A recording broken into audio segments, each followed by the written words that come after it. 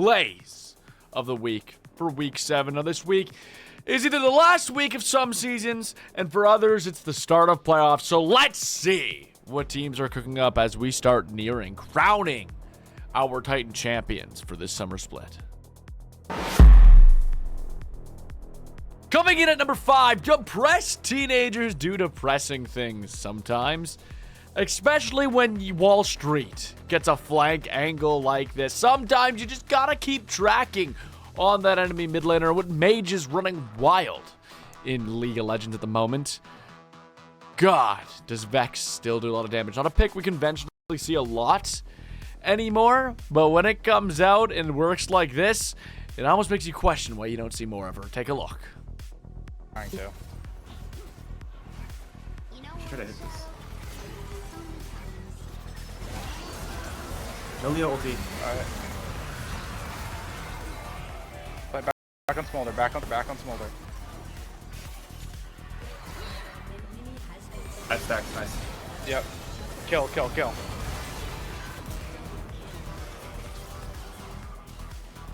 Nice. Oh my god, that hit. Nice. Dead.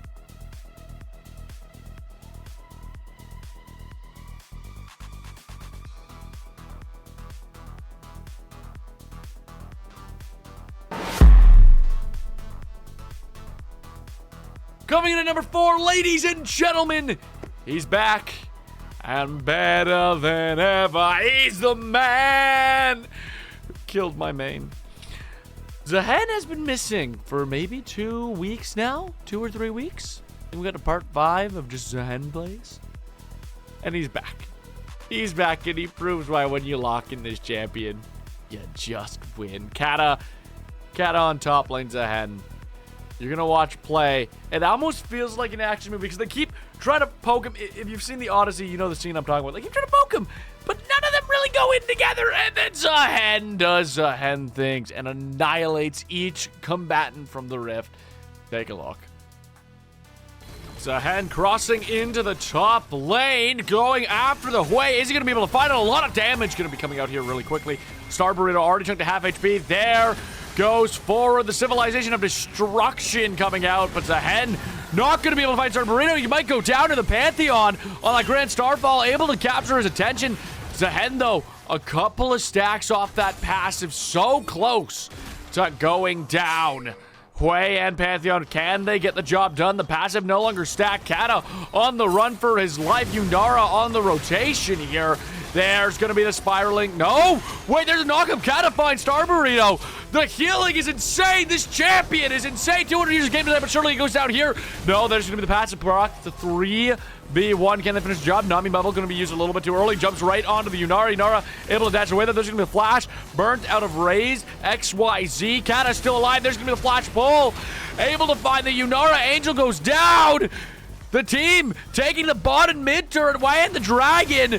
Kata still alive. This is insane. And now Syndra on the rotation. Kata gonna find a third and gets out of it in a 5v1.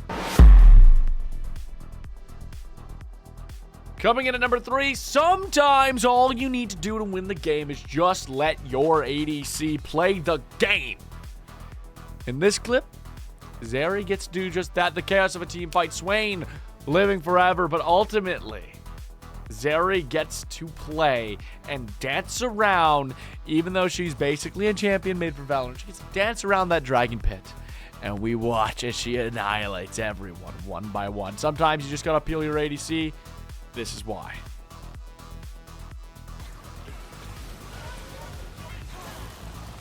There's gonna be Lissandra going over the pit.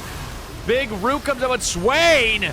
Staying alive forever. Zeri in the back finds Espeon. Zeri gonna find a second. There goes the Mordekaiser. A third is gonna be found. They're still dancing. Nasus goes down. There's gonna be the pentakill. Coming in at number 2, I love Elysium. Did you know that? Did you know that I love Elysium? So it's a wonder that every week it feels like I'm putting a play against Elysium Ravens on the list. And once again, even in the final week of the Vanquisher season before playoffs, I get to do it again. We had a classic Elysium moment. They go for Baron. They go for Baron. They coin flip. I love the guys in Elysium Raven. Let me be clear. Igneris, Blob, Septi. I mean, Septi is my caster in a different league. Won't name it, but in a different league, he's my caster. Aliu and Chaser. All these guys have given me coaching. They're all great players, but their season came to an end. And I think, to be honest, this is the clip that sealed the deal. Let's... We can fight it. Maybe They're all super low. Yeah, Kush can open the gates and stall, I think. Okay. Oh, you're The frying. motherfucker's gonna die. Oh, Redemption's about to go crazy! I'm TPing above them. Oh, Yeah, they're trolling. Wait, good Victor flank. Wait, what the fuck? Pit. York's in pit. He's in Oh, pit, he's in pit. coming. the pit. I'll push out bot lane. I'm pushing out bot lane. If you can kill him. Don't give Penta. Just fucking kill him. Thank you, man. Okay. Oh thank my God. God. Okay, big.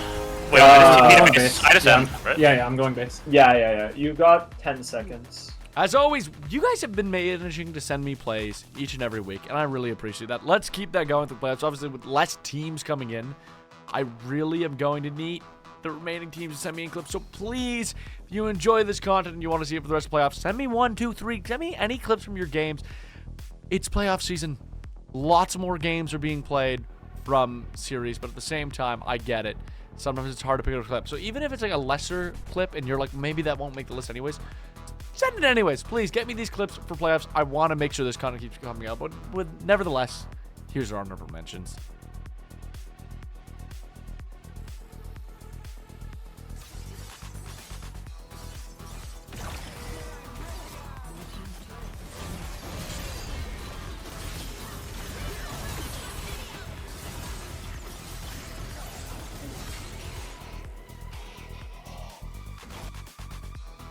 Oh, what the fuck?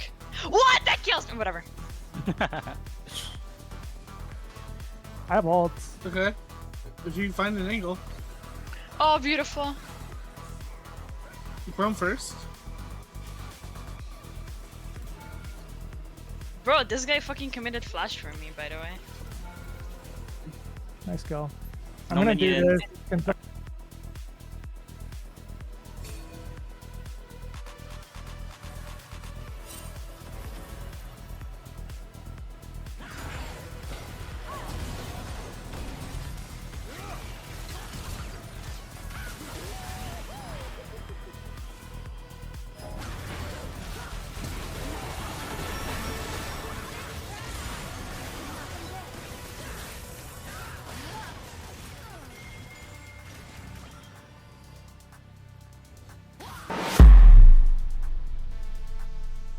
And now, ladies and gentlemen, coming in at number 1, you've already seen 2 pentakills on this list. But what if I told you this week that there was a third? This one's coming from Conduit Esports. Conduit Resports versus GCCE Chrono Shift. It's a banger team fight moment.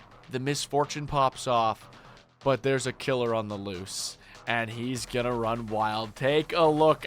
They called an ambulance, but it sure as hell wasn't for kills. The Dragon Dance for Elder is on. Which team can take it home?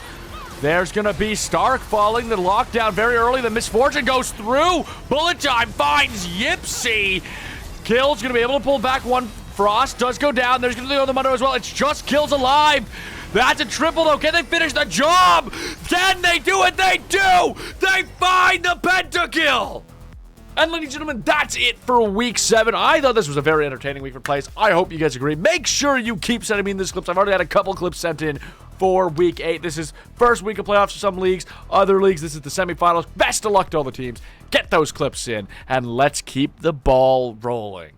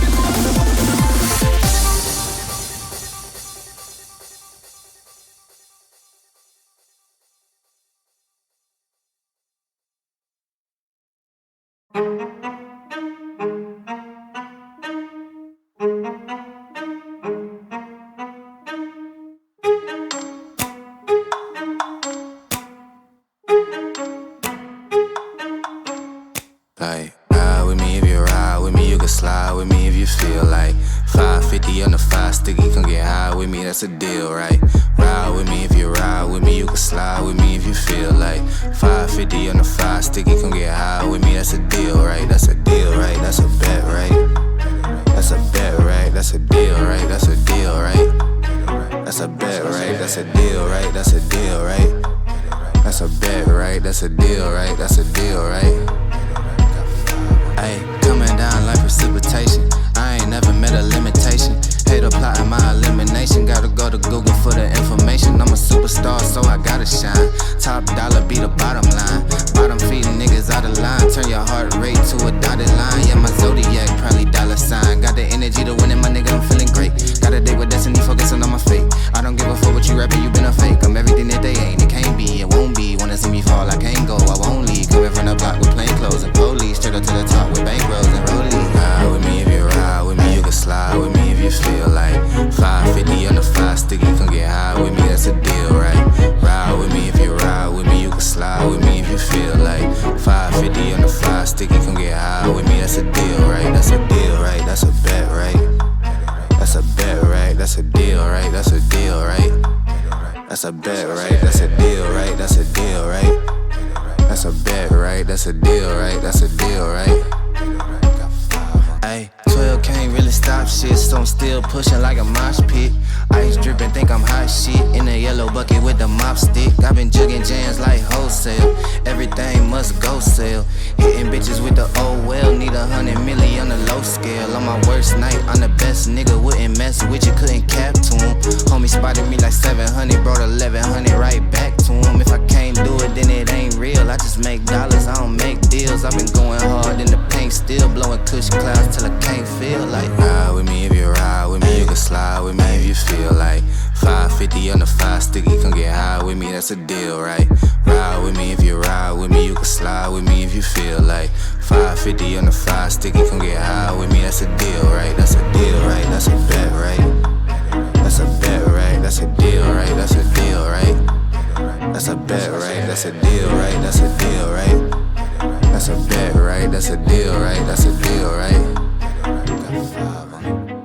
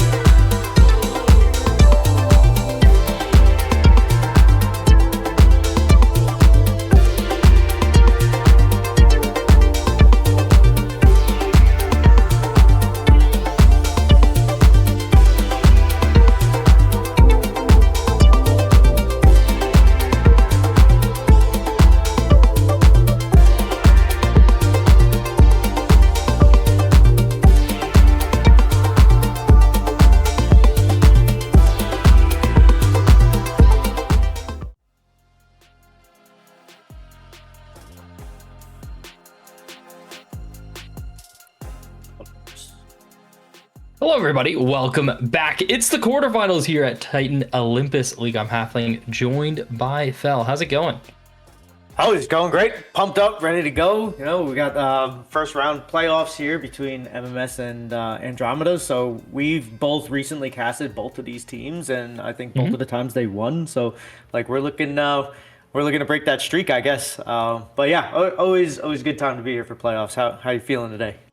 Oh, feeling pretty good. It's a full best of 5, so could go the distance. Could be pretty quick here, and I imagine MMS are wanting to keep that pretty short, being the higher seed here from the Group A, Asce being the 4th seed from Group B. And really the big thing that Asce have to do in order to even have like an edge in this match is try and channeling the energy that they had to compete against the Elegy. Specifically, they were able to take down the 2nd seed from Group A, Elegy Crusaders, in a 2-0 dominant victory here. And MMS have been just kind of on a tear these last few weeks. So they hopefully just don't look past Asce, because I think if you underestimate any of these teams in the playoffs, you can get sent reeling. Yeah, you can. You definitely can. If you look at Group B, you know, you have Mint to be over 6-1 over there. So like you're guaranteed to basically lose anyway. So I think that with the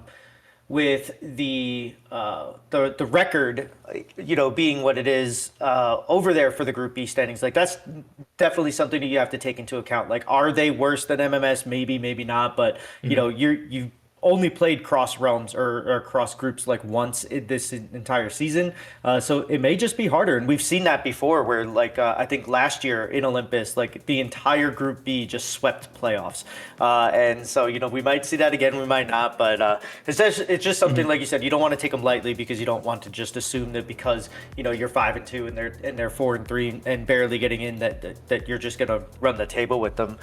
So hopefully they don't come in like that. I don't think that MMS would. They seem very poised, very ready to, and very serious about taking on like any competition that they're facing.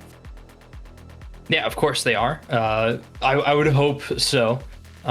Very, very talented roster, very quick to end games roster. So, and none of the bans are loading on our side. Alrighty, it's no bans, so we're just gonna be surprised when they show back up. Big thing I want to keep my eyes on, specifically, we were talking about it before hopping on in, was the Mordekaiser buffs coming on through. I'm not a big win rate watcher. I don't pay attention to the tier list too often unless I'm really, really seriously playing, but 55% win rate on the patch for Mordekaiser is a little ridiculous, peaking out at 56.5 actually in Emerald Plus here. So I'm expected to see that champion blind, but so far just going to be the Darius. No, nothing. I can't see what's picked either. Woo! Welcome to playoffs, everybody. Yeah, well, we'll get this sorted out within the first thing. But yeah, both of you and I were both talking about that, and something that I've always actually credited Riot Games with is like having, like, if something is like a 51.5% win rate, it's extremely OP, and they have to figure out a way to fix it. So I'm sure they'll do something, you know, pretty quick with this. I know Mordekaiser was kind of falling off. They like him in professional, so he's definitely one of those champs that they're always going to try to keep, you know, on that level, but I'm sure a hotfix is going to come in. But I mean, you know, coming into this today, you get one game with him, you know, and it doesn't guarantee that you're going to win, but it does give you a slight edge, just especially, you know, if either, you know, Icarus or Walk Warlock are ready to play him, and they like playing him, then maybe it's something that they can take into like an unfavorable matchup and get a little bit ahead than what they normally do. But well, there's not even that many unfavorable matchups anymore. Just with the recent power change, you're kind of looking at Romeo, our producer, was able to highlight it perfectly on. It's really just Heimerdinger as a champion that's able to sustain the lane lead. Mordekaiser versus Heimerdinger top will be a hell of a game. But now you're able to threaten those tank picks, which are already kind of on the way out with the way Pro Play's been playing. Teams and players down here in the D4 caps and whatnot have been kind of adjusting to that and just taking that as, hey, let's play our carries again. And really the tankiest thing we'll ever play is like a Kled or Garen. And that's been fun to see and fun to deal with. But in playoffs, teams always resort to those Orns. And you can even see there finally everything showing up, the Orn on the ban. So Other than that, though, now quick reactions to this Fel. What you got? I was actually just typing in there. Okay, so I like the B1 pick. Senna is definitely a champion that we have seen. There's the Mordekaiser. Senna is definitely a champion that we have seen a lot of priority put into. My biggest thing with it, though, is that it's a super late game scaler. It does not do a lot in the early game. They paired it with with a Nautilus, which is going to want to fight with the Rel a lot. Hopefully get her some stacks. It's kind of like Smolder, where you want to get them engaged. You want to do some stuff. I think that with the Nautilus pick, you kind of stop Rel from going a little bit, from roaming, which he excels at. But rounding this out, I love the Xin Chao into the Wukong. It's super duper strong. I think that that's a great counter pick for them. And now It's the other way around, Fel. It's the other way around. Nah, no way. Wukong counter. Wukong is like that actual counter because you're inside of the zone and you have a team fight engage. My eyes are more directed towards. You've got this pretty hard dive from the Yone, the Rel, and the Wukong, and you're running the Xin Zhao, which can counter with the Crescent Guard. And you're running the Wei as well, who likes people walking into them, likes to control the space. So that's where my eyes are more directed. Is there's all this dive coming on these champions that are very comfortable to scale, very comfortable to hold their space. So as long as D-Shot can kind of keep it under control, keep the reins on the Nautilus, hive mind that seems to always like to run down some games. I think this is a pretty clear MMS favor. Yeah, I think so too. Hui is just super strong. I like your focus onto that. And Victor's good into him, but like one of the things that Victor really likes to do is just either control the mid lane and then be able to roam and get off like a couple things. And Hui just kind of counters that, and he outranges Victor. And if Solomon's fingers are anywhere close to as good as Jack's, then he just seems to me just do everything better. I think the only thing that Victor kind of gets away with is if you start getting some kills in the team fights, and then you just get the cloud just getting bigger and bigger. And then for the top lane, Cease and Assist is going to have to go up against Icarus on this Mordekaiser. Like so much prio, at least in our conversation. Oh wait, is Cease and Assist going top lane? No. I was wrong. Waka Warlock. I said it earlier. Right. Just saying it wrong. Okay, the Yone into that is going to have a really hard time if they fall behind at all. So I would like to see Leaf go up there on this Wukong and get him a little bit of prio. Maybe if you can shut down the Mord, because that's still something that if he falls behind in gold by a lot, then it doesn't matter how strong the champion is. He's gonna have to wait until he gets to late game, and then you have a weak bot lane, and you're basically playing around mid lane, and then Asce should know that. They should be able to play around that as well. I kind of would have liked to have seen Asce pair the Rel with an ADC instead of a Seraphine. I know Seraphine's been really strong, and there's a lot to like here with the Encore being able to just get all these champions in front and line them up. But I think that outside of that, we've just seen, at least in this Emeralds groups, that it's just not enough damage sustained. Coming out. The overall DPS is abysmal from that champion, and they ended up just removing I think 5 to 10% ratio from her Q as well. So your primary damage is going to be a little lower. That means farming, wave clear, the already pretty low wave clear that this Asce squad's going to have. It's going to be a lot of pressure on Jack here, who that is kind of my matchup I'm going to be watching this entire night, is Solomon versus Jack. I wanted to see how these two mid laners are going to play, and funny enough, they're both on their premier picks. This Way, one of Solomon's top champions, both in solo queue and here in Titan, and Jack, same thing with the Victor. The Victor kind of being a takeaway from both players, but Solomon seems to really clean up teams on this Way.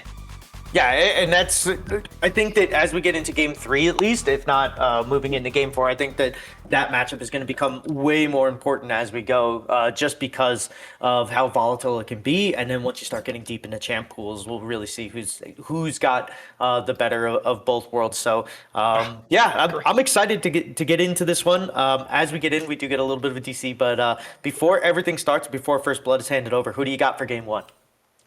I said it earlier, I'll say it again too, because I like, the more I'm thinking about, the more I'm liking it. I'm just favoring MMS. Yes, the Asce draft has legs if we hit later on in the game, but if it's going to be like the scrappier style that most teams really like to play here at Olympus, I can't imagine Asce making it far enough to where you can actually rely on the Seraphine damage. And they're dealing with a Senna. The scaling is against them in another respect as well. Yeah, I think it's just going to come up way too much on the onus is going to be on Leaf to get Warlock ahead, and I think Warlock is a sub in here. I don't know how comfortable they're going to be trying to get this going, but he's going to have to take over this game once Icarus gets into like level 9 through 11. Like that ultimate is going to be so strong. He's going to have to be able to survive that, or if he takes somebody else, he's going to have to be able to make them pay for that in the 4v4 on the outside of that. So I think a lot of this falls onto the Yone being the main 80 damage source. And as we say, we get the flash for an Ignite. Yeah, and already losing the flash. The Ignite, though, big pressure here from Icarus on the Mordekaiser, but the damage so high already on this champion, they ended up adding extra damage to the E as well, the Death's Grasp. So I don't think this Mordekaiser really needed any extra help. Tanks are kind of seeing a little bit less relevance, but at that point, it's like Mordekaiser is a symptom of tanks being the meta. And then once tanks leave, Mordekaiser is weak because he counters tanks. He doesn't really counter your Yones in a way, but when you give him extra damage, able to trade in the face of the Yone, it's like, well, what can you do? Now he's like a super strong AP bruiser who also can almost burn tanks as well as Gwen or Trundle. Yeah, I'm with you on it. Yeah.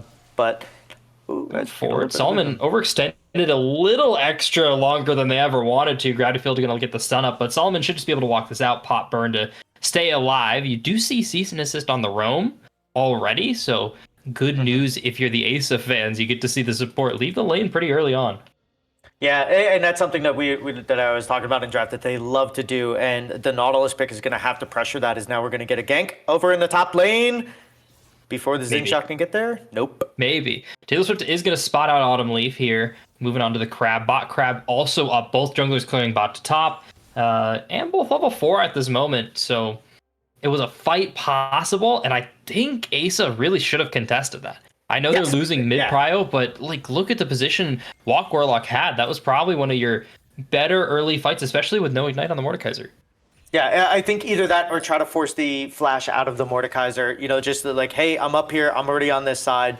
You know that your clear speed should be relatively close to Zinshao, so he's going to be right here with me. I would have liked to have seen them as well. Maybe even if not contesting the scuttle, as he's going in. Red line. They're now. Well, speaking of contesting scuttles, this is going to be a punishment on Taylor Swift. Gets picked up by Autumn Leaf for the first blood. D-Shot now stuck. As all Nautilus do, way too deep into the fight when it goes awry. It's 2 over to Asce. Yeah, and that was pretty quick. I actually thought that they were going to try to do that up on the top side here, as we are getting a little bit of a network error here. Production will have this figured out.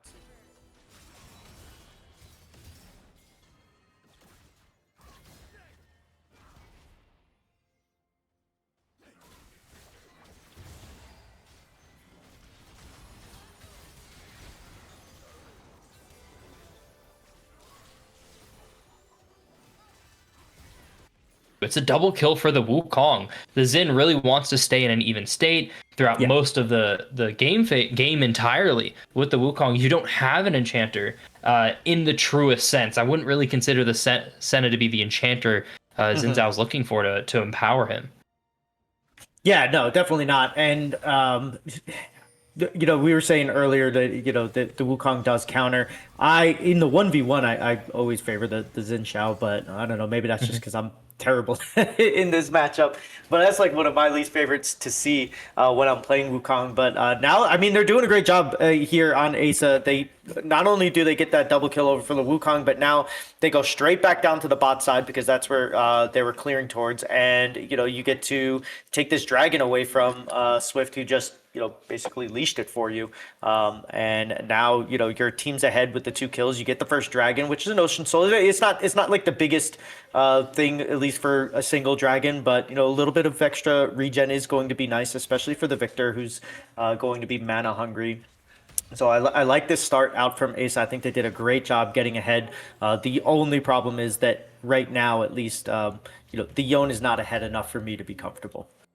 Mm-hmm. Not at all. Like it's just not enough to breathe a sigh of relief against this Mordekaiser, because the Mordekaiser is going to hit one item, and we're not seeing what it is quite yet. It's mostly just it's entirely defensive items here from Icarus so far. Going to walk on forward there in the top side as they're trying to find a little bit of a trade here, just picking it up with the gank there. They're going to pick up Walk Warlock pretty easily. Fate Sealed blocked off, hold up, flashing into the tower, still alive. Icarus has to pop the shield to get away, but Resilient from downtown picks it up with the Dawning Shadow, and Taylor Swift good for the extra. It's 2 on the play again for MMS to even it up.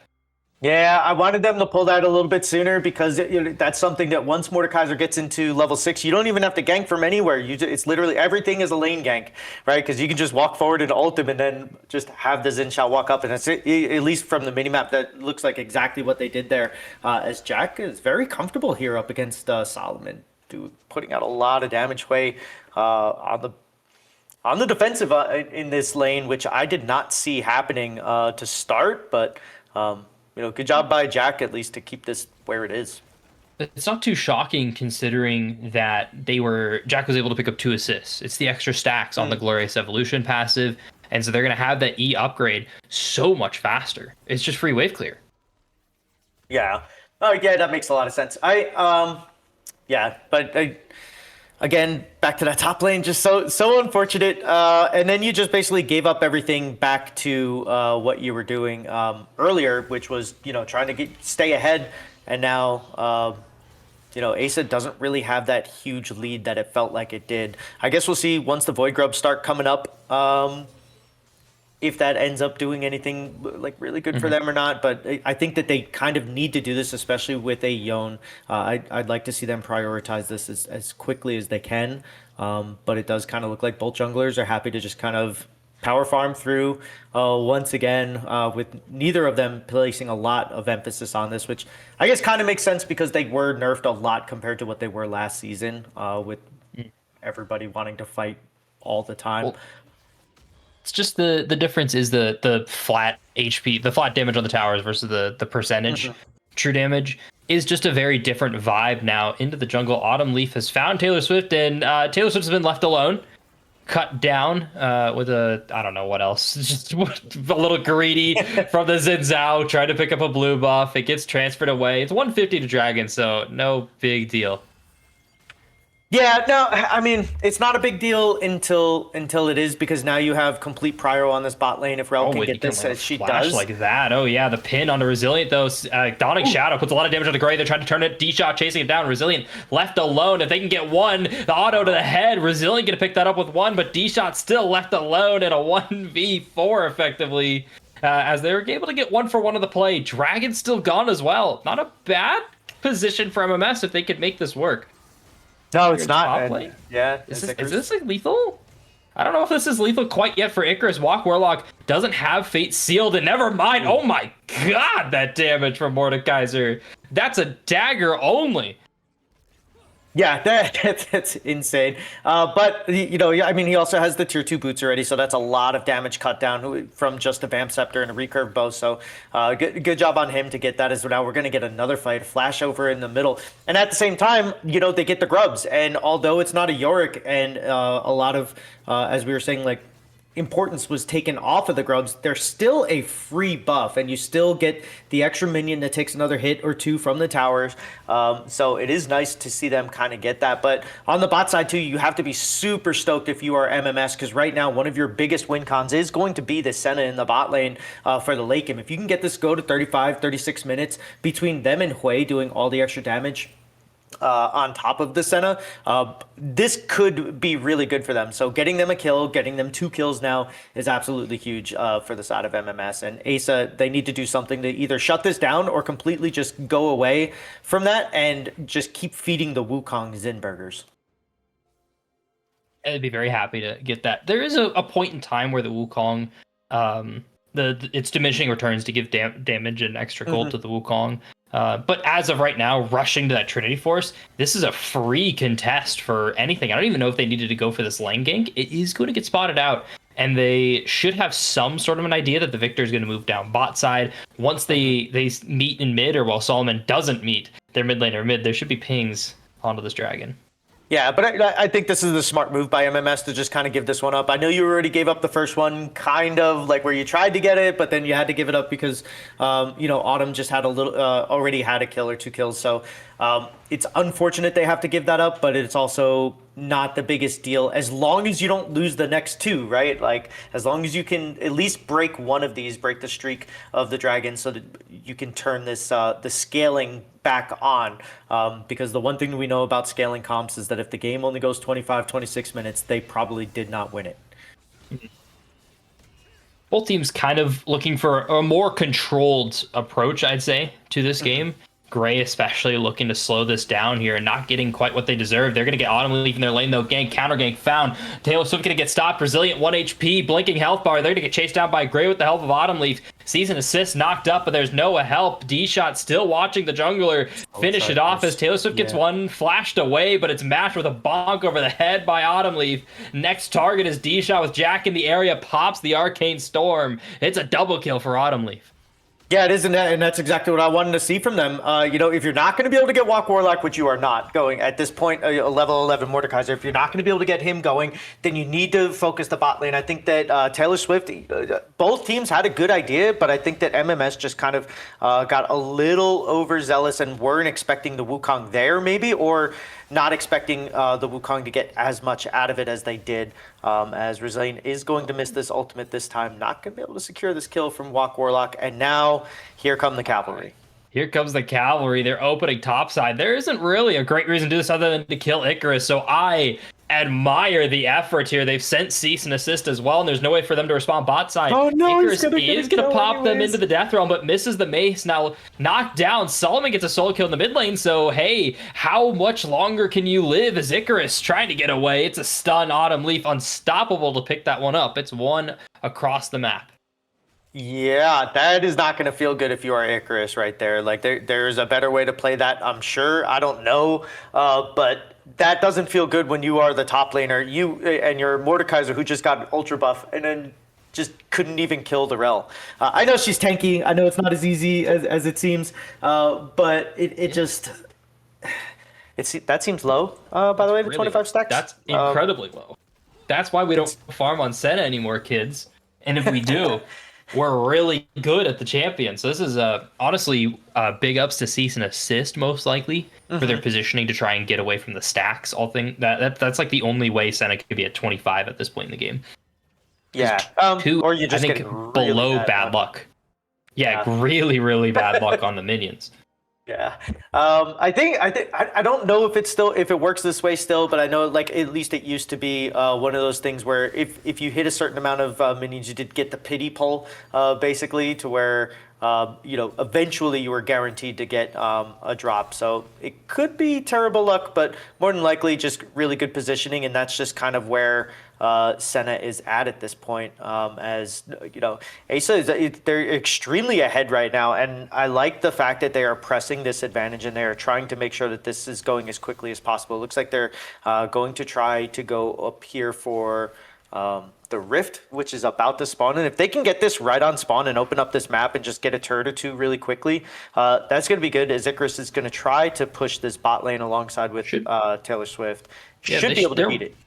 They're waiting for someone to show up bot lane. If you commit to this for a very long time as Taylor Swift here, it's a possibility you're going to pick up this victor in the bot side, but you have to keep waiting for another 15 or so seconds. Rift Herald going to get claimed. Pings are starting to come down towards the bot side. They might have read this, but they're going to lose their mid lane in turn once they pick up this Victor on the map. And Victor sniffed it out as well. You can see them stopping dead in their tracks on the way down bot lane. This is a great read from Asce. Holy, they've woken up. They're looking intelligent out there. Yeah, this is probably one of the smartest things I've seen, and all he's done is just set that there's no way that they had any vision whatsoever of this play, right? Because now Icarus is going to come up forward. Oh, Jack. Almost during mid-glaze getting caught out would have been crazy. That is a 3-wave play right there. He sat there for 3 waves just to basically have Victor wait in the bushes on him. And now it looks like they're going to try to go for the top lane here. It does look like they're just going to try to crack this. Solomon doing the smart thing and getting away from this, but I don't actually think he's in any danger. He probably could have done this is now Swift might be getting caught out, but does see the Wukong, so no fight here. I do like this from Asce here. I like the fact that they did not just send Warlock over to deal with Icarus and to match him, because I think that the Yone is much better off, even though Hui sucks, much better off against the Hui. I swear you stopped this as the Wukong. You stopped that reset because you see it there. You see the reset there. I feel like you stop it. You've got Gray with ulti. I guess you're worried about Dragon at this point, but that's something that you can give up. Top lane, like killing their top laner, getting the tower, and then pushing even deeper. You've earned that with all the objectives you've taken. I think that's worth it to kill there, but I understand. Yeah, and I also think that they're trying to, like I said, one of the win cons here is to get one of these next 2 dragons for MMS. If you don't get this one, and let's just say you don't get, another 40 stacks within the next 10 minutes on Senna, like, you're going to be way behind. And outside of Mordekaiser, the rest of your team is just going to feel very, very behind. And there's no check at all. No, there's not. And I mean, Xin Shao's on the top side trying to do the farm game where you just take the farm. But now Warlock might end up getting caught out here. Yeah. He's going to get caught out, spots it, trying to get away. Fate sealed onto the tower. How safe is that tower? The TP coming in, the timer starts. Icarus on the way out. And that's the Seraphine with the teleport. So they're going to run away and lose flash for Seraphine. Teleport stops the cross-map play as well. Continued play from Asce. Yeah, I don't know who they thought. Maybe they must have thought it was Jack, but Jack was on the bot side just pushing. So that's one of the better uses of teleport that we're going to see today. When you take a champion with almost 0 kill pressure, pushing off 2 of the stronger members of MMS there. So I really double BFT. What's that? They went double BFT. I guess you get the stack, but the burn is like already not great. And like maybe it helps with like clear. Yeah, it's mana. It's a burn item. It feels good. But you also do get the buff in the AP with the more. Yeah, you get the AP buff. Like that's gonna happen regardless. But like double BFT is just kind of an unfortunate case here, especially because they're going BFT into Archangels. Archangels, thank you, and that's just so defensive. It is, but I think if you can get off another round of spell, the thought process behind it, if you can get off 2 rounds of spells instead of 1, then it made its difference up in damage there. But yeah, I would have liked to have seen a Leandries, but I don't think that we're going to get that until Jack finishes it. But at the same time, outside of Mordekaiser, I mean, who's building a ton. Or never mind, because Xin Shao has a Titanic, so I'll just stop there. Once again, stopped in our tracks trying to make a play. Regardless, Walk was trying to look for something. Icarus is getting low on this, but they're starting to work on Riftmaker, so they'll have a little extra damage in a bit. Autumn Leaf back topside. We've seen this story all night, but the lead, the kill lead hasn't really changed in the last 5-ish minutes. So good on MMS here to kind of stop on in terms of like bad decision making, and they've gotten a lot more conservative. But they're only behind 1,000. I'm just really worried that we're gonna hit this required 4th dragon fight. You're dealing with a 2.5+ item Wukong, and we're looking at your Xin Zhao, who's building Dusk and Dawn. So your frontliner that's gonna stand alongside the Nautilus, 2 famous tanks. Dusk and Dawn Xin and Nautilus are going to create a ton of space here, guys. Yeah. Yeah. Well, yeah, I don't know. I don't see any way that MMS can really contest this dragon unless they just go for a hero play where Icarus just, ults Autumn Leaf and then Taylor Swift steals it with the smite. Outside of that, Asce just feel like they're so much further ahead right now. I know it's only it's not even 1,000 gold because these turrets are now evened up, and you don't have the bot turret for Asce, so I guess that's just standing gold. But it does seem like they are just way ahead. And now Autumn Leaf is trying to do the same thing and it looks like this one might actually work as they catch Solomon. They're just out. going to find Solomon. Not as disciplined as Jack, who's happy to get that one delivered. Did pop the Dawning Shadow, but there's no one really to follow this up. Icarus trying to close the distance, running on towards Jack. Should have the death throw, but misses the grasp. So now out of the fight 1 minute before Dragon. Yeah, and then somebody's going to have to come up here and get Warlock here now. So even though that it didn't start off well and they started out 0-2, like Warlock has actually put a ton of work in on this Yone here. Is now they're going to get a couple plates here and pressure this top lane while the rest of MMS are trying to get this Dragon set up. And now you're going to have Icarus. Well, I guess they both do have TP here. Warlock's going to be able to get there first and be able to get, everything else that he wants off.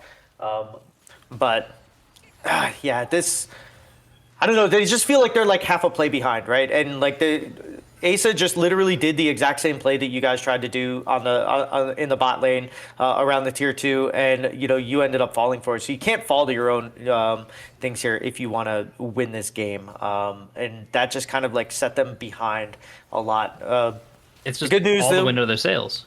Yeah, the good news though, I guess, is that Jack doesn't have flash anymore. But if they were to cast this out, I mean, Icarus had just used his teleport to get to the bot lane there anyways, so Asce would be in a good position. But now they're both jockeying for position here. They do want to try to engage, and we'll see as this fight is about to happen, because they do have to fight for this dragon. Bro, they are beginning. Asce starting on this dragon, 4,500 HP already. Taylor Swift looking to find the engage, able to get a top encore, going to catch out one. Solomon just out of range here. Crescent Guard pop. Taylor Swift getting burst. 1918, 15. It's picked up there by MMS. Now can they get a win on the fight? Autumn Leaf, Cyclone stopped already to shut down for Icarus. Starting to stack up here. Taylor Swift on Jack able to find it. Rel doing the best to peel, but there's not a lot left in the wind. Asce cut down. MMS find the execution. And that is the fight that they wanted. They got extremely lucky that the itchy finger, trigger finger coming out from Gray on this Seraphine here was only able to hit the Xin Shao early on, and then it just didn't go far enough. If you see here, like, it misses by a couple pixels, it seems, as Mulio has entered the fray here. But yeah, okay. But on the start of that play, yeah, just way too quick to pull the trigger on that encore. It was not set up properly. I would have liked to have seen Autumn Leaf maybe get an ultimate off so that you could completely line that up, and then you could hit like 4 or 5 different people. But unfortunately, it did not happen as we're going through these production these little things here. And here we are back on our Rift here as MMS do pick up what seems to be the Baron as well. So now you get the Dragon, you stop the 4-man or the 4-dragon soul, and you get Baron on the backside of that play. Huge win for MMS, especially since they went 4-0 in the fight as well. Yeah, they're evened up in the kills, much farther ahead though. In terms of what we've been seeing this game, 2,000 gold is our largest gold lead we've seen in game 1 so far. But with this Baron, they're able to push a little bit more. Still, the combat coming from Asce is pretty strong, unless Autumn Leaf gonna get picked off a little bit. Cyclone Flash knocking up the 3, a little late in the engage from the Rel, but the Encore cutting out 2. They're able to lock it down with Solomon, picking up Autumn Leaf. Now D-Shot stuck between a rock and a hard place in the grave, picked up. It's 2 down so far for Asce. Looking for more with the help of Walk. They're able to zone out the rest. Jack keeping Icarus off this fight. It's 3 for 1. I guess that's the fight that they wanted. My life for ire at that point. If you're Autumn Leaf, like that was a scary solo engage that they had when their team, it looked like they were too far away. But, he does end up getting what he wants out of it. And a great flash forward before he cyclones up 4 members at a time. And that's the encore that we wanted to see. Set it up, then hit the R button, and you get exactly what you want out of that. So well played from Asce to come back and cut down a little bit of this as Cease and Assist caught under the turret with Icarus here. It's caught under the tower. I support sometimes it is bad. Yeah. Look away. Avert your eyes. Yeah, that time Icarus we get a little goofy. Got the kill on the support. So now he's 6 levels ahead instead of 3, as he tried that earlier and didn't get what he wanted. But yeah, so you get a little bit tagged back. They overextend for that tier 2 tower. They get a plate or 2, and then that's about it. So both of these teams now are starting to get a little bit loose, which is awesome for us, but at the same time, that just means that some mistakes are going to be made. And that's just kind of where we're at this point here. But yeah, I really like the play from Autumn Leaf to just kind of like settle everything down. But then they have to make better decisions on the back end. Otherwise, like that's just kind of all for naught. Yeah, we see them get a really, really good engage there on that fight. So I'm wondering, looking towards this next dragon in a minute and a half here, do we not just see that and like, hey guys, let's just really force this engage? Leaf is going to be missing their flash for this play. Gray also. So is Cease and Assist. So little tools are gone, but should be chill. Yeah, I would like to see them try to just kind of go out after somebody that's not named Icarus, and then just try to pick them off. Get them onto the back foot. As it does look like we have like a little bit of a as we're gonna get a timer here as Autumn Leaf does end up disconnecting from the game. Right. Yeah. Awesome. And they started walking backwards too, so they're farther away. Now, kind of big picture on the game. No extra Baron stats. Jockeying for position is kind of whatever. I would say MMS is going to be picking up in a second here. Once they finish pushing this mid and move down to the bot side, but do you want to see Asce try and defend this like banana brush, defend their blue side to try and re-attack, or do they reapproach from mid? Do they just give up the Baron or Dragon altogether and just decide, hey, it's not our time, we're in a bad spot? Well, I think since you have Warlock on the bot side, unless he is going to just completely go insane and say, I'm just going to go, well, never mind, he doesn't even have teleport. So I was going to say the only thing you could do is try to just answer with like pressure. But I don't think that you're going to be able to get into position to fight for this. There is still a minute up, so you will be able to catch somebody out potentially and do something. Resilient's not completely online yet. They do have 3 items, but they still are only at 66 stacks, so they're still going to have to be a little too close for comfort. I think they maybe just deathball it and then just have Warlock come in from the side and just try to get ult on top of ult on top of ult. And then hopefully if you can get a kill or 2 with Jack, coming over the top with his, then I think that's it. But if MMS keep doing what they're doing, having Icarus in the split, and then just kind of staying a little bit apart where you're not allowing a fight like the last big fight that happened to happen again, and especially with no flash on Autumn Leaf, I think it's just really hard. And I think that this is kind of like the momentum swing that MMS had wanted here, where you're just getting into the point where you're just going to be stronger than them at almost every single point in the next 10 to 15 minutes. Yeah, we did see the stack flash though from the center around 66 to 70. 66, yeah. Popping into this dragon is just, it's still abysmal. It's still so hard to look through, but the champion's still item-wise scaled. 3 in the inventory. One of them's that static Shiv alongside that Black Cleaver. So if any armor was being built on the side of Asce, which Steel, Vigil, Zeke's, not much. Not even a plated steel caps. There's no armor, so they're just gonna get just melted by the Xin now. They're gonna get melted by the Senna even more. I do agree with the scaling kind of kicking in here for MMS, regardless of like they're not in their perfect scenario. They're not in the best spot they could ever wish for. But it's looking pretty strong, and this pause is way too long. Holy! So what is gone? Yeah, and this is like extremely unfortunate too. If you are Autumn Leaf, you're getting iced. You never want this to kind of happen. I do think that it kind of favors them though, because I think that they were on the back foot here on this play. Like I said, you have Icarus kind of shoving in the bot lane, and the entire section of the map is just basically going this way towards the nexus of Asce, which is not what you want, because you want to be jockeying for position. So I think that this kind of helps them. I think while they're waiting for the Wukong to come back, even though it's probably frustrating for him, at least they can calm this down without having to do anything on the Rift, and you could just kind of like make this play. Whereas MMS, they're like, dude, like we had this in the bag, we were ready to go, and this next minute was going to be our chance to shine and get all the stuff that we wanted.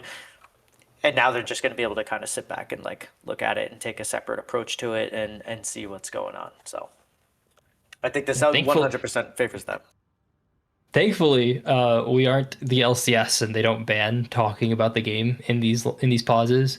Because I can't imagine being in like those two long pauses, like the DK 2-hour pause from I think it was last split or the split before in LCK. They're just sitting there for like 2 hours. They fell asleep, couldn't speak a word. So I can't imagine being in those calls. And this one's a little more, someone. I can't imagine less than 4 players in this game not on their phone scrolling like reels or shorts right now. That's just the way things go now. Yeah, just completely unplugging from the situation right now. Just like, yeah, whatever. Yeah, this is ruining my entire Friday. Yeah, I think that. I mean, what else do they have to do? I had nothing else to do. This is just. That's why I'm here. Just extending my Friday. Yeah. But yeah, I don't like the fact that they can't talk. It's not like they can like put into position or anything. And this is actually something I've always had an issue with League. I'm surprised that this is even coming up. Is the fact that they can't talk, they can't do anything, they can't say anything about the game, because it's not like you're able to like look up at the screen. Which I think happened to TSM in one of the finals. Remember, way back. That was like season 2. I know. Season 2, season 3 Worlds or something like that. That was a problem. And nothing happened. They're like, yeah, we think they did it, but we're just gonna do nothing. Oh no, they had proof. You could see the entire team. Yeah, you can see them look up, just like sitting there looking at the screen, being like, "We have never, even in a scrim, done this before." And here they are, just countering our entire countering our entire draft and everything with map hacks. That's awesome. But I don't know. I'm trying to. What else we got? What's the big league news is like in terms of esports is like the G2 thing. But no one cares about our opinions on G2 getting a new coach. So a bot lane matchup here. Let me pull it up for you. There was an interesting bot lane matchup in the LEC. As I try and desperately go find the Game of Legends page for it so I can get you the exact draft. But Akali bot lane was one of the champions that was played. Oh God, please don't. It was. There we go. I want you to react to this. I want you to hear these picks and tell me exactly as I desperately try and find the right goddamn game. Holy, I'm just so bad at this. I'm going to assume it probably won as well. So we just like. Yeah. So they won. Of course, it was Akali Camille versus Victor Rell. I mean. As somebody who doesn't really play a lot of standard bot lanes myself, and I like, as we're gonna get back into this game, I freaking hate it. That's all I'm gonna say is I hate it. I freaking. It's a step too far. Buddy, they've gone too far. I just think it's like super annoying when you can play something like Nami Kate and just get completely pooped on by like a Mordekaiser Ivern or an Akali Camille or something like that. So that's the fun part. I know that especially professional, and I know especially like professional ADCs and ADC mains and everything, like there's constant complaining about, never mind. Tabled, cease and desist is just going to get picked off here, coming out of this Protoplasm pop. Taylor Swift going a little far forward, has the Crescent Guard, and that is Dawning Shadow miss. D-Shot though, tanky has everything they need. MMS are just going to run down Asa. Taylor Swift getting low, Arcane Storm popped, looking for the reset. Walk Warlock getting close, going to get that reset there, and Arcane Storm looking on forward. It's stuck. Autumn Leaf caught out now as Icarus is going to go to Rampage. 1-for-1 as both the junglers got at this moment 18 seconds to Dragon. Yeah, and I think this helps. It helps out MMS a lot. I know that Icarus had already used his ultimate, but he still has the buffs from that, as they are going to try to go back in on this. As Warlock might get caught out here. Oh yeah, dead. Did end up hitting the Soul Unbound, and anytime you see a Yone hit the Soul Unbound to get out, it's just over, man. Just delaying the inevitable, messing up your death timer, honestly. Yeah, I don't like it that. I think that they got exactly what they wanted on that fight, but I think this is starting to show the difference in between these two different drafts here, where Seraphine can get a 4-person ult and it does not matter. There's not enough follow-up damage. Jack is not doing enough of. They're not bursty. Get burst damage. Thank you. Not doing enough burst damage to where they're just like zeroing somebody that's completely caught out with 3 different ults. And if you can't get this. this is not going to go your way, because I think the sustained damage coming out from Hui and Senna and Mordekaiser, obviously, and Xin Zhao is just going to be way better. Also, cease and desist cannot be caught out there. I know you want to jockey for that positioning. I know you want to try to get that vision ward out of there, but you cannot get caught out and then have your entire engage be the way you're trying to get out and get knocked up in the middle of it too. So just extremely unfortunate for Asce. I think that they had the right idea. They were getting their positioning where they wanted it, but then cease and desist just caught out and no real backup. And then they just kind of had to do the fight there. And if they don't fight there, they lose anyways. Oh, I just picked up on that too. Autumn Leaf is gone, period. And Asce ended up using the entirety of their pause timer on the first DC. So they just have to play 4v5. They're just playing 4v5 now. No jungle for Asce at all.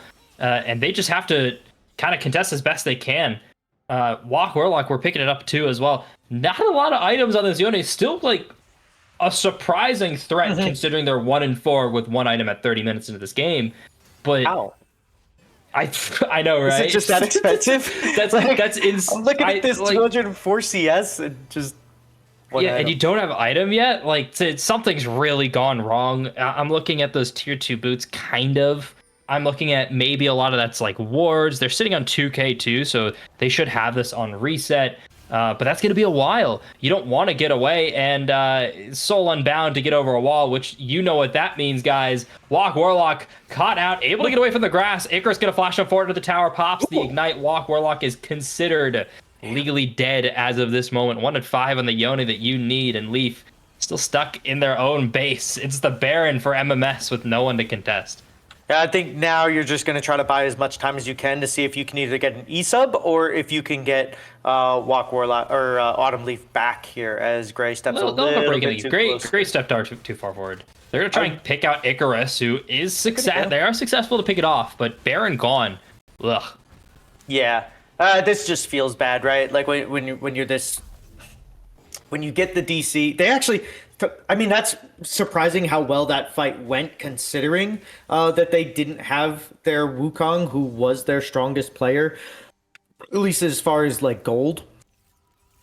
So, I mean, good on them. But yeah, I think now they're just trying to buy as much time as they can to get the Wukong back, get this to game 2 with a healthy internet connection, or if they have to find an E-sub here, like super quick. I don't know if anybody else on their team can play jungle, at least like close to that level. If they can, then at least that opens up to who you can get as far as the player base. But yeah, hopefully this isn't like a DC'd Wukong that just completely kills the series. Yeah. I think they kind of had to finish this game before 35 minutes to win it. It's going to take a big mistake that was their fight from the side of MMS. That's yeah, the it was. problem. Yeah. That was their big fight that they had the chance to win. They were close enough in gold. They had a decent position, but then the DC happened, walked back a little late on the pause, which we're not going to talk about the skill of pausing fast on hearing a summoner's disconnected. So that's not a concern in my book. What is a concern in my book though, because there's literally nothing else to kind of look at as of this moment. They're going to try and dive Jack, who is in this bush, spotted out. D-Shot can find the hook. Goodbye, Victor. Now I can talk about it. Icarus build. Experimental Hexblade is a great item. All complete credit to that item. It's super strong. You get alt CD. But no. How many times do you alt as Mordekaiser? Like, actually, you're not fighting enough to abuse the fact that you have your ult more often. It's 70 seconds or 60 seconds now instead of 75, 80. Like, that 15-second difference is just not... It's not going to get used ever. So I guess you're going for the attack speed. And the rant is over as Resilience is taken down Gray halfway across their screen. Cease and Desist next, knocked down, and D-Shot not able to get in range finally there. And it's just kind of the end of the game. Here comes Autumn Leaf showing back up one last Cyclone to get away, but now 2 levels down from Taylor Swift. Just means the game is over. Knock it on the Nexus. Walk Warlock finally able to finish up their second item here. Let's see what they can do. It's Immortal Shield Bow. They're going to pop it here in a couple seconds as they go Soul Unbound to get away. You know what that means. Icarus is just going to demolish them faster than the Nexus. KDA's farmed. MMS up 1-0. Yeah, I mean, not that I think that game was going to go any different unless they had won that fight that they took right after Autumn DC'd. But I will say at least the Mordekaiser's gone, the Xin Shao is gone. A lot of prio picks. The Senna, obviously being the B1 pick for the side of MMS, is gone. So now Andromeda is going to be able to go back and. At least in their minds, right? And this is exactly what I would do, is be like, hey, we were about to win that if we had Wukong with us, right? And so like we were this close, guys. So like don't let this screw us up. Don't let this be a momentum thing. And then go out there and take game 2, and this series is right where it needs to be. For the side of MMS, you say we were gonna win that anyways. We were getting up to this scaling point, and now we just need to draft well again, get on back, win game 2, and then let's just put the pressure on them and take game 3. So both of these franchises have a way forward that they need to go, and a mentality that they need to be taking, and hopefully for the sake of both of them, they can at least kind of stay close. But I think that was just kind of like a slow kill anyways. I don't know if they were going to be able to come back from that, especially with the long DC from Leaf. So extremely unfortunate, and I guess we'll never know, but that's just kind of what happens sometimes. It's the way it goes. Rolling with the punches is always going to create the better team. So let's see if Asce can rise up. They're down 0-1 into MMS, looking to keep their stomp over the last couple of weeks going. Let's see what they can do in game 2. We'll see you when that happens.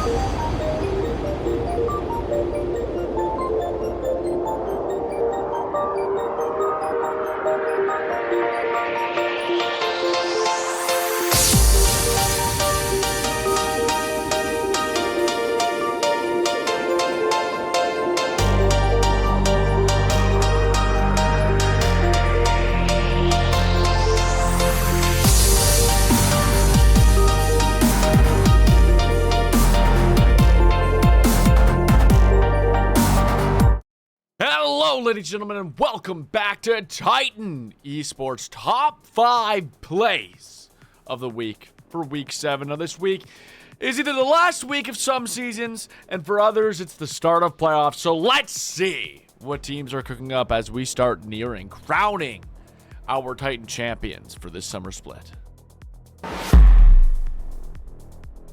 Coming in at number 5, depressed teenagers do depressing things sometimes. Especially when Wall Street gets a flank angle like this. Sometimes you just gotta keep tracking on that enemy mid laner. What Mage is running wild in League of Legends at the moment. God, does Vex still do a lot of damage. Not a pick we conventionally see a lot anymore, but when it comes out and works like this, it almost makes you question why you don't see more of her. Take a look. Trying to. Try to hit this. No Leo ulti. Alright. Play back on Smolder, back on Smolder, back on Smolder. Nice stacks, nice. Yep. Kill, kill, kill.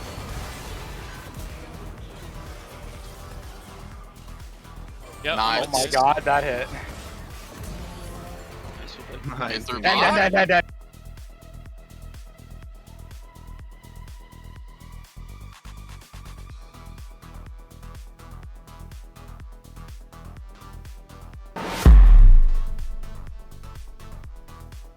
Coming in at number 4, ladies and gentlemen, he's back and better than ever. He's the man who killed my main.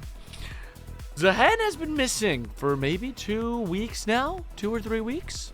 And we got to part 5 of just Zahen plays. And he's back. He's back, and he proves why when you lock in this champion, you just win. Kata on top lane Zahen.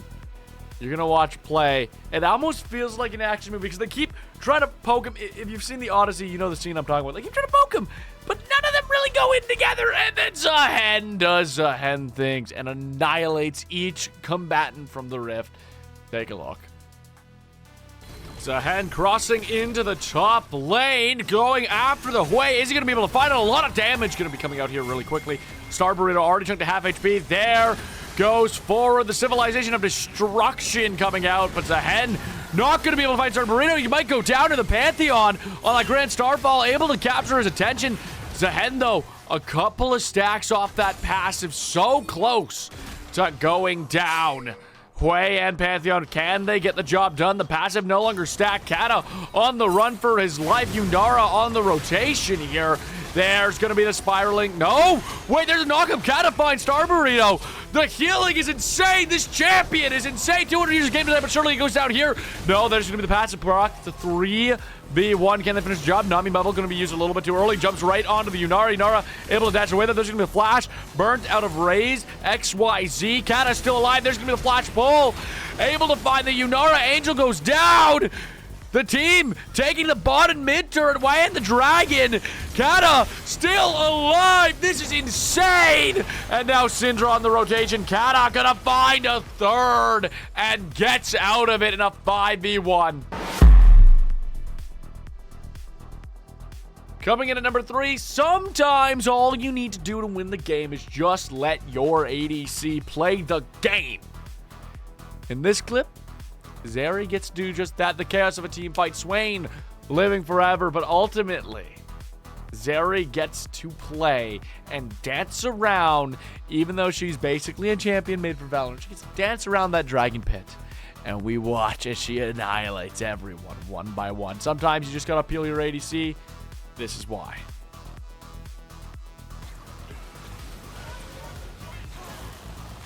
There's gonna be the Sandra going over the pit. Big root comes out with Swain. Staying alive forever. Zeri in the back finds Espeon. Zeri gonna find a second. There goes the Mordekaiser. A third is gonna be found. They're still dancing. Nasus goes down. There's gonna be the pentakill. Coming in at number 2, I love Elysium. Did you know that? Did you know that I love Elysium? So it's a wonder that every week it feels like I'm putting a play against Elysium Ravens on the list. And once again, even in the final week of the Vanquisher season before playoffs, I get to do it again. We had a classic Elysium moment. They go for Baron. They go for Baron. They coin flip. I love the guys in Elysium Raven. Let me be clear. Igneris, Blob, Septi. I mean, Septi is my caster in a different league. Won't name it, but in a different league, he's my caster. Aliu and Chaser. All these guys have given me coaching. They're all great players, but their season came to an end. And I think, to be honest, this is the clip that sealed the deal. Let's... We can fight it. Maybe you They're all can- super low. Yeah, Kush can open the gates and stall, I think. Okay. Oh, you're frying. Motherfucker's gonna die. Oh, Redemption's about to go crazy! I'm TPing above them. Oh, they're surely. wait, good Victor flank. Wait, what the fuck? Pit. York's in pit. He's Oh, in pit. coming. I'll push out bot lane. I'm pushing out bot lane. If you can Don't give Penta. Just fucking kill him. Thank you, man. Okay. Oh thank my God. God. Okay, big. Wait, I just yeah, right? yeah, I'm going base. Yeah. You got 10 seconds. As always, you guys have been managing to send me plays each and every week, and I really appreciate that. Let's keep that going through playoffs. Obviously, with less teams coming in, I really am going to need the remaining teams to send me in clips. So please, if you enjoy this content and you want to see it for the rest of the playoffs, send me 1, 2, 3. Send me any clips from your games. It's playoff season. Lots more games are being played from series, but at the same time, I get it. Sometimes it's hard to pick up a clip. So even if it's like a lesser clip and you're like, maybe that won't make the list anyways, send it anyways. Please get me these clips for playoffs. I want to make sure this content keeps coming out. But nevertheless, here's our honorable mentions.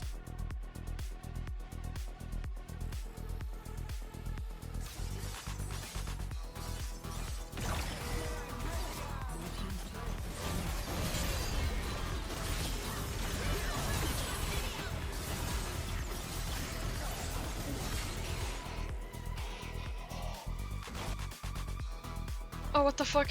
What? That kills me. Whatever. I have ults. Okay. If you find an angle. Oh, beautiful. Chrome first. Bro, this guy fucking committed flash for me, by the way. Nice go. I'm gonna do this.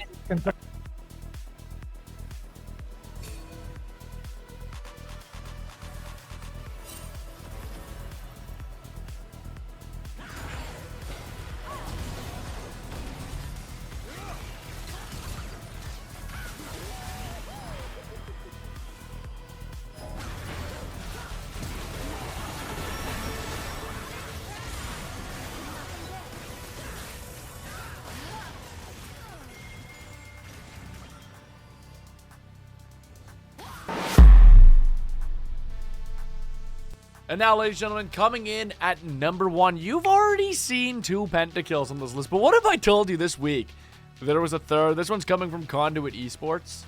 Conduit Resports versus GCCE Chrono Shift. It's a banger team fight moment. The misfortune pops off, but there's a killer on the loose. And he's gonna run wild. Take a look. They called an ambulance, but it sure as hell wasn't for kills. The Dragon Dance for Elder is on. Which team can take it home? There's going to be Stark falling the lockdown very early. The Misfortune goes through. Bullet Time finds Yipsy. Kill's going to be able to pull back one. Frost does go down. There's going to be the other Mundo as well. It's just Kills alive. That's a triple, though. Can they finish the job? Can they do it? They do. They find the pentakill.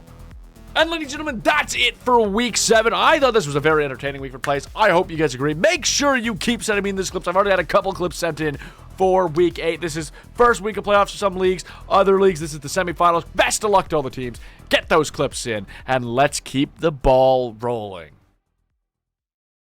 Hello, ladies and gentlemen, and welcome back to Titan.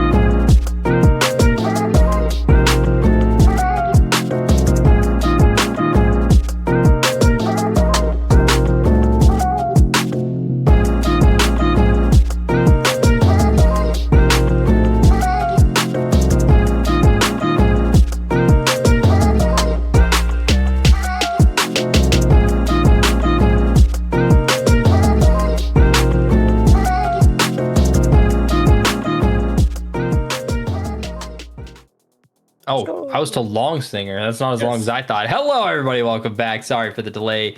Long delay.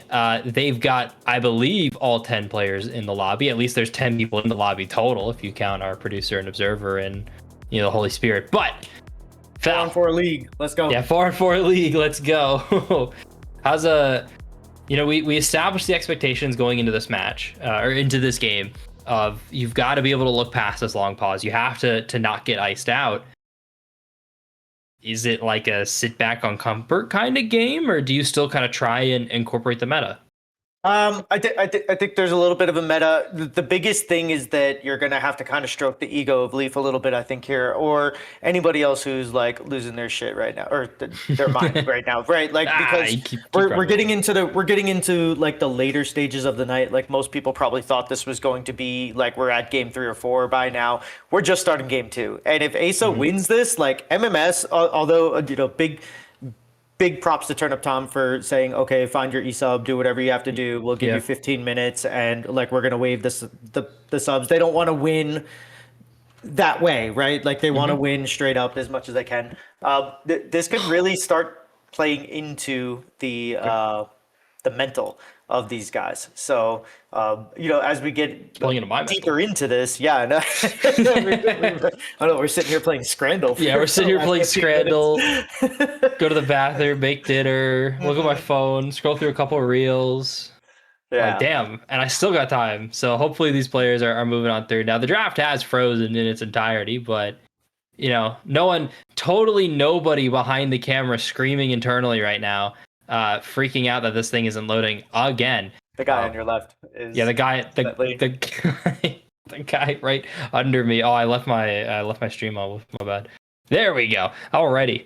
So I can't even remember the bans from first game. I'd say though, going into this game too, then I always prefer comfort in these situations. I always prefer kind of just chilling out, figuring out something that you guys really like to play, regardless of it being good or bad, as a full cohesive unit, and just these champions work together enough, and we all know how to play them. Even if that is you're gonna play Leona Ezreal bot lane. It's play Leona Ezreal bot lane, get through this game, get on to the next, get back into the groove. In order to just try and establish some sense of normality, because man, there's nothing normal about this game. No, there's not. And I mean, getting into that part, I think game 3 is still where you want to go full comfort, where you're going to see like the Veigar Nami bot lane, or like whatever crazy thing that they can come up with. I think you still reserve that for game 3 if you lose this one. I do think that a good reset, as we're seeing the draft right there, which is fine. It looks like the bans were kind of the same. I think the Nocturne, Olaf, and Ezreal were there, but the top laners here now. I mean, this is a fun one. Renekton into Alawi is a very hard matchup for the Renekton if he cannot manage to get away from the Alawi E there. But I do really like the different bot lanes here. I kind of wish it was something besides Sivir. I don't like Sivir with Blitzcrank.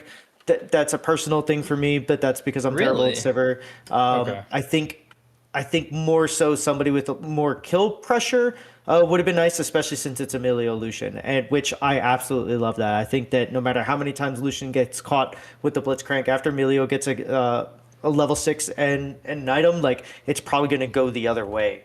But I've been proven wrong before. But yeah, I kind of like MMS's bot lane a lot better. I do like the LeBlanc into the Syndra. However, if Solomon can play... You do. I do. I don't. Yeah.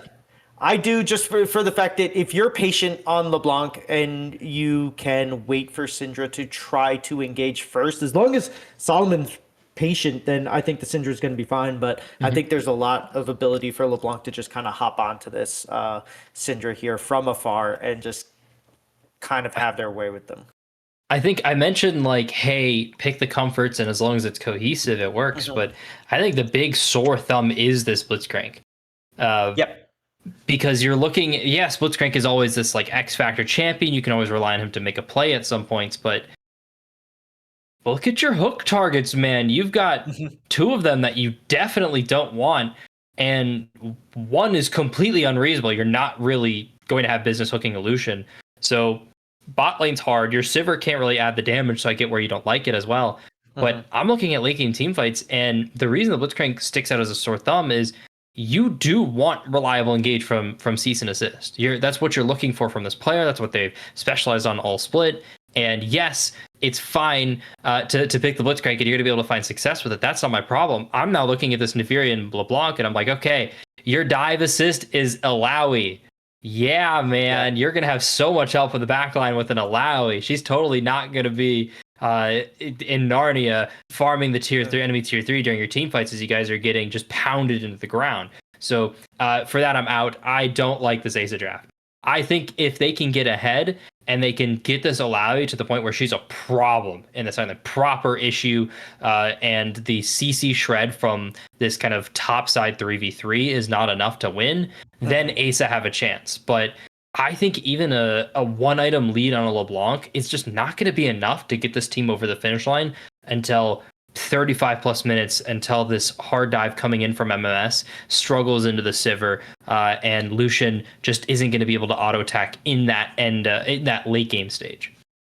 Yeah, and I think that it's the script is a tiny little bit flipped over to the other side. I think that the longer this game goes, that Asa actually has a little bit better. Once you get Sivir on the 3.5, 4 items, like, she's just going to be a menace. The problem is, like you said, who are you hooking? And we've been wrong before, and I know you hate the Sona pick, and then it works out really well, and I'm like, but Melio is such a strong support, like, especially with the Lucian. He's taken the place, for the most part, over Nami Lucian being the best lane. Now it's, Melio Lucian, depending on who you ask. But, like, it's such a strong pick. And anytime you get an enchanter that shields and heals and has sustained heal and can, kind of do some extra stuff along with the ult and everything, like, Melio is just, like, super good for utility. I think if Cease and Assist can get hook after hook after hook and just get this Sivir fed, and every time Nami comes down, it's a 2-0. Okay, cool. Ace is gonna win this, and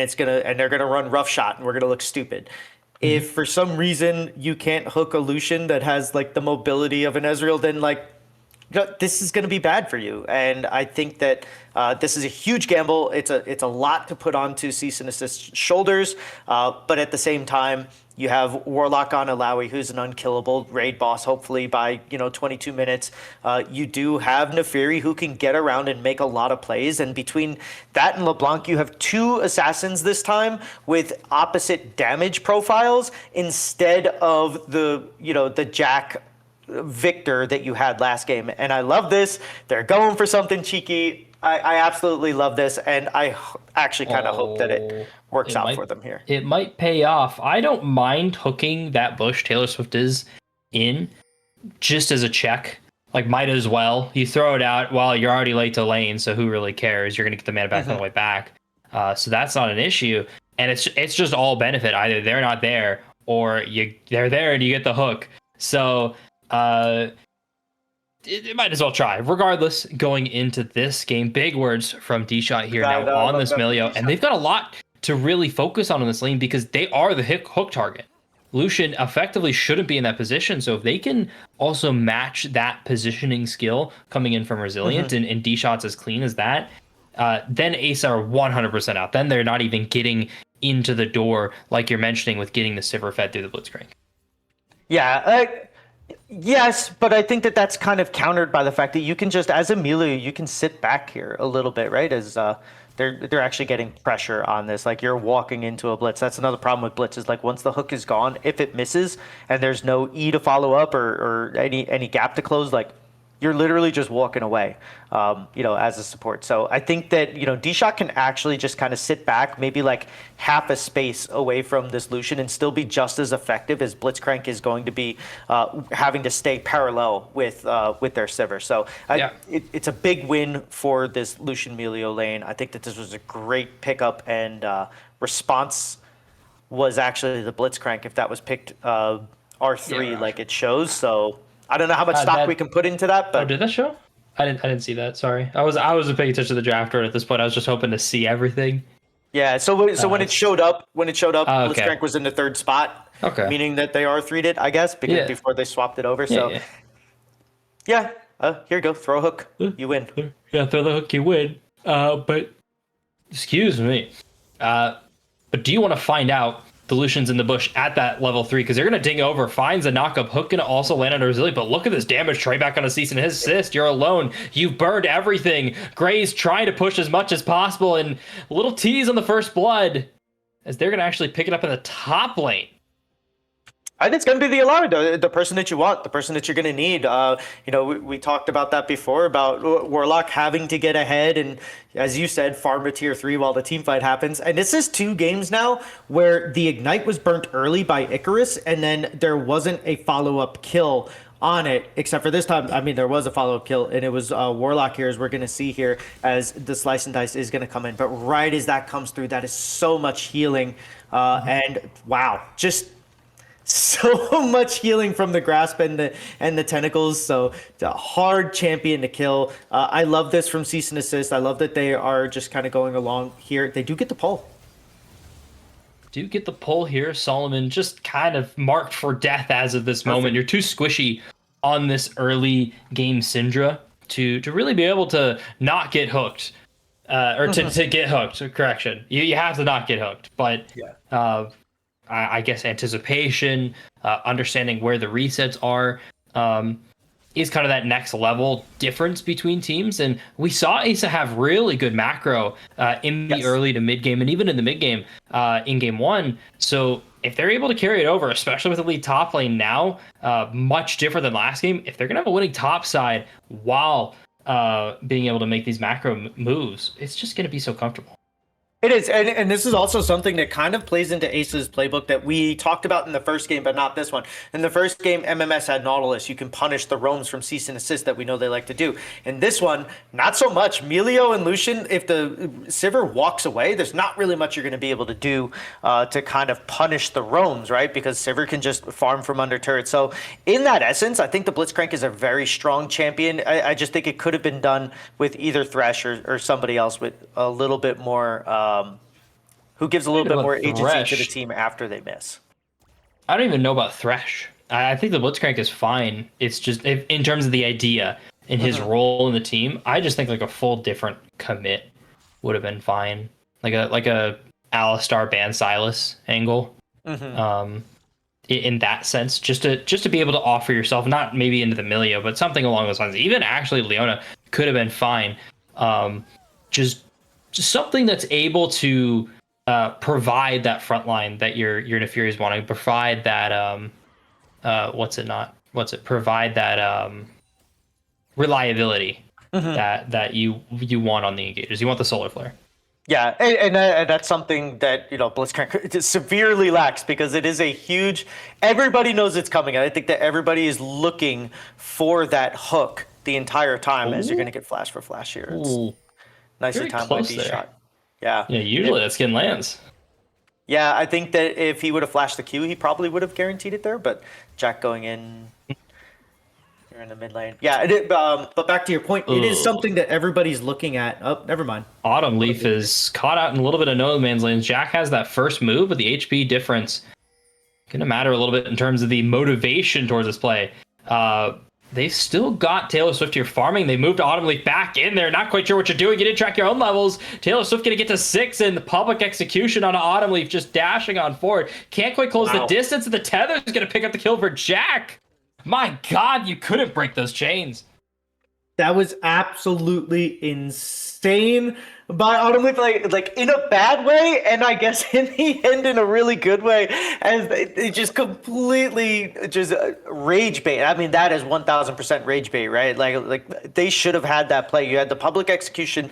I think if Solomon would have popped his ultimate at the same exact time, maybe they wouldn't have been able to buffer that out. But 4 of the 5 orbs do not hit. They end up going to the I win just by hitting my W button from Nefiri. So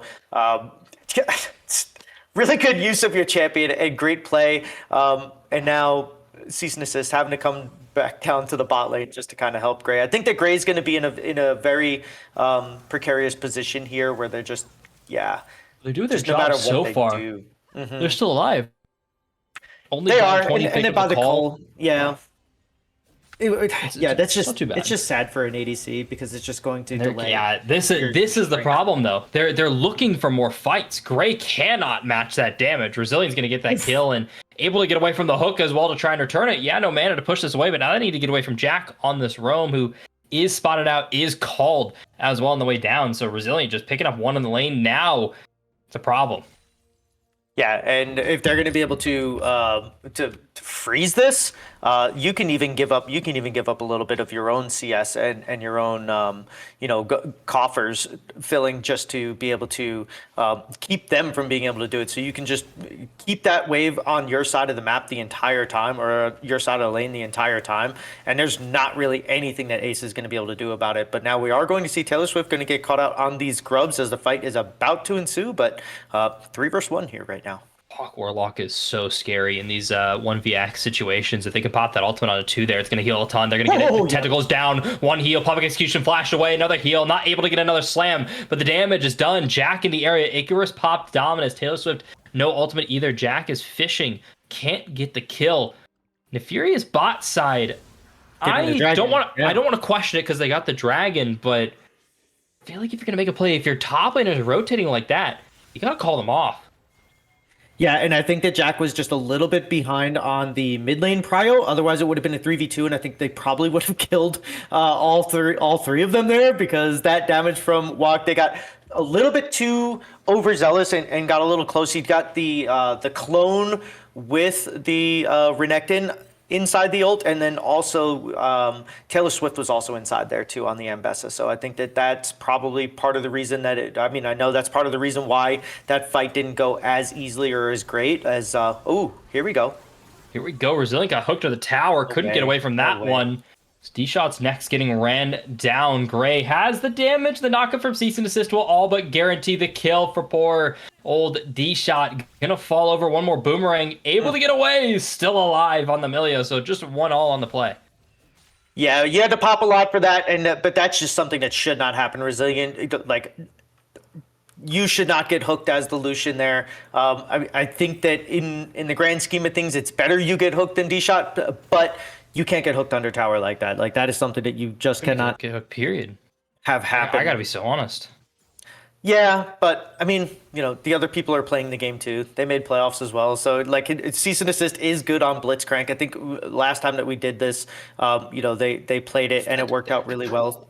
But yeah, I agree. It shouldn't happen, but it does sometimes. He's clicking into the tower with dash up. And sees the wave. It's a Blitzcrank standing there. Blitzcrank's been out, has not changed his game plan for 16 years. Why are we messing that up though? I cannot forgive ints like that. That is just straight up like a bad decision. You don't need to challenge the Blitzcrank to the tower. Look at your farm. You're up a kill already. If you just stay in this position, you can get your kills at objectives. And you'll be stronger than the Sivir. Why are you giving them away? Happens. I mean, there's no good answer for it. Obviously, as Warlock is now going to get. Yeah, Warlock got out. Here. Goodbye. Pretty low, but Taylor Swift is just one auto away from death. So close on that play, but now they're starting to recover. Yeah, this is where you wish you had your Eclipse already. If you are double ward in the tri-brush there. Yeah, just making sure. You need just a little bit extra. Yeah, I read that. I wasn't going to say anything about it. But Autumn Leaf might be able to make this play happen here. I guess he doesn't want to take it over on the side here. I kind of respect that from the Nefiri to not overcommit to certain plays, especially when Jack is going the other way. But they are going to try it down for this bot lane here. As now Hook's going to go on a D-Shot there. Just leave the poor 80 carry to die. Resilient, able to get away from the play. Yeah, and I like that, and that's kind of the part of Blitzcrank too. If you are going to push up, this is why I said earlier I would have liked to have seen MMS just keep the entire wave for the entire rest of the game on their side and keep that from going every time. Like the 2 times that Cease and Desist or the last 2 times that they roamed away, you should not be able to get back into that game at all. And Gray should have just been completely shoved out of it. But they actually don't catch this ward here, and it's criminal that Gray has got Zerker's Scout Slingshot and is 2-1. Down 30, down 25. Now he's got a BF sword to go with it too. Now he's got a BF sword, doing great right now. And I guess MMS are trying to make up with some plays on the top side of the map, but they can't really gank this LeBlanc, and they have to have everything ready for Walk Warlock here. And we're getting closer to this like 1.5 to 2 item spike here for the Alawi, where she just kind of becomes unkillable. Yeah, but she's got to get there first. And I like what Taylor Swift has done to try to get up here and do this. But, every time that they go to get something, it just seems like Leafy is on the other side here. But, yeah, good job. Oh, my God. Season assist with the hook shot. And then the spread on top of it. I absolutely love that from him. That is so good. But, yeah, it seems like this entire draft from Asce has been here to rage bait MMS, and I think it's working, right? Like, we just see some of these plays that are happening, and it is just going in the favor of Asce here as we go on. But now we do have these two sitting up here. Hook's going to go wide, so the fight is going to take a little bit longer to start here. And we do have Solomon sitting on the mid lane, is trying to pressure this T1 while the Dragon is up, as both teams trying to get ready for this. And now Jax is going to have to respond to that. So fanned out back again, but Blitzcrank is waiting in the wins, and they are about to redo this play. They're going to get it again. They're just going to get it again. If they can't get D-Shot, they're going to get Rezi. Has to flash away, and the hook still did end up missing, actually. They got Solomon in the area there. Scatter finds the right target now. Sees an assist. Last to get out of this play. Public Execution going to land onto the right target, but it's a double kill for Solomon. They're going to start digging for more as Jack shows on this Tri-Brush just for a second. Eyes are set on the Dragon. Yeah, I like that a lot, and that is the power of Melio. We talked about that when he has everything available to him.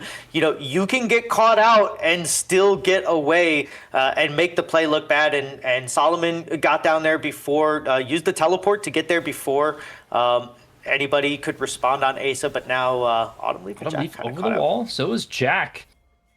I don't know what they're doing. I get it. I get that they're trying to contest it. I see it, but. Man, you lost your whole bot lane. Where's the we got to be realistic. I admire courage.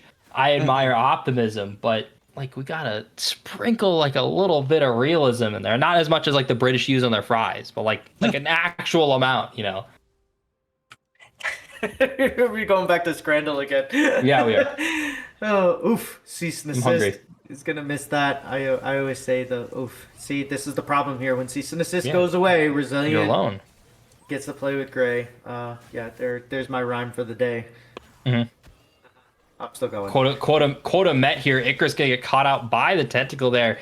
The Spirit Test is going disastrously. Pops the Donos, brings Autumn Leaf into the tower, able to get away with the invuln.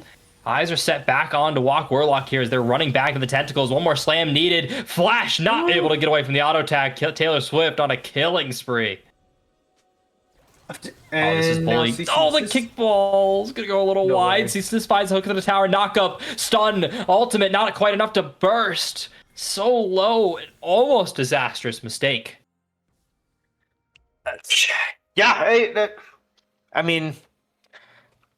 That's crazy that just happened. Still, you're seeing how much better Melio as a champion after the initial pull can be. Every time that cease and assist go away now, I 1000% expect Resilient and D-Shot to hop on top of Gray. It may end up leading to kills elsewhere on the map, and it may be overall better for Asa if Gray can stay away long enough. But that bot lane, they need to do something quickly. They need to either get this mid lane or the top lane down and then swap out Gray with either the mid laner and get him away from this Lucian Melio, because this is so hard for them to deal with here. We'll see if maybe something can come out here from this. Nope. Jack is unspotted, and the aggression from Resilient here shows that they don't know the LeBlanc is waiting, calling it to put a lot of damage on the Gray. Jack gonna get locked down by the kickball, burst by Resi. It's matched there. Millie gonna pop the ultimate knockup. Resilient able to pick up one, looking for two, goes for it. Happy going forward for three. It's a triple kill for Resilient.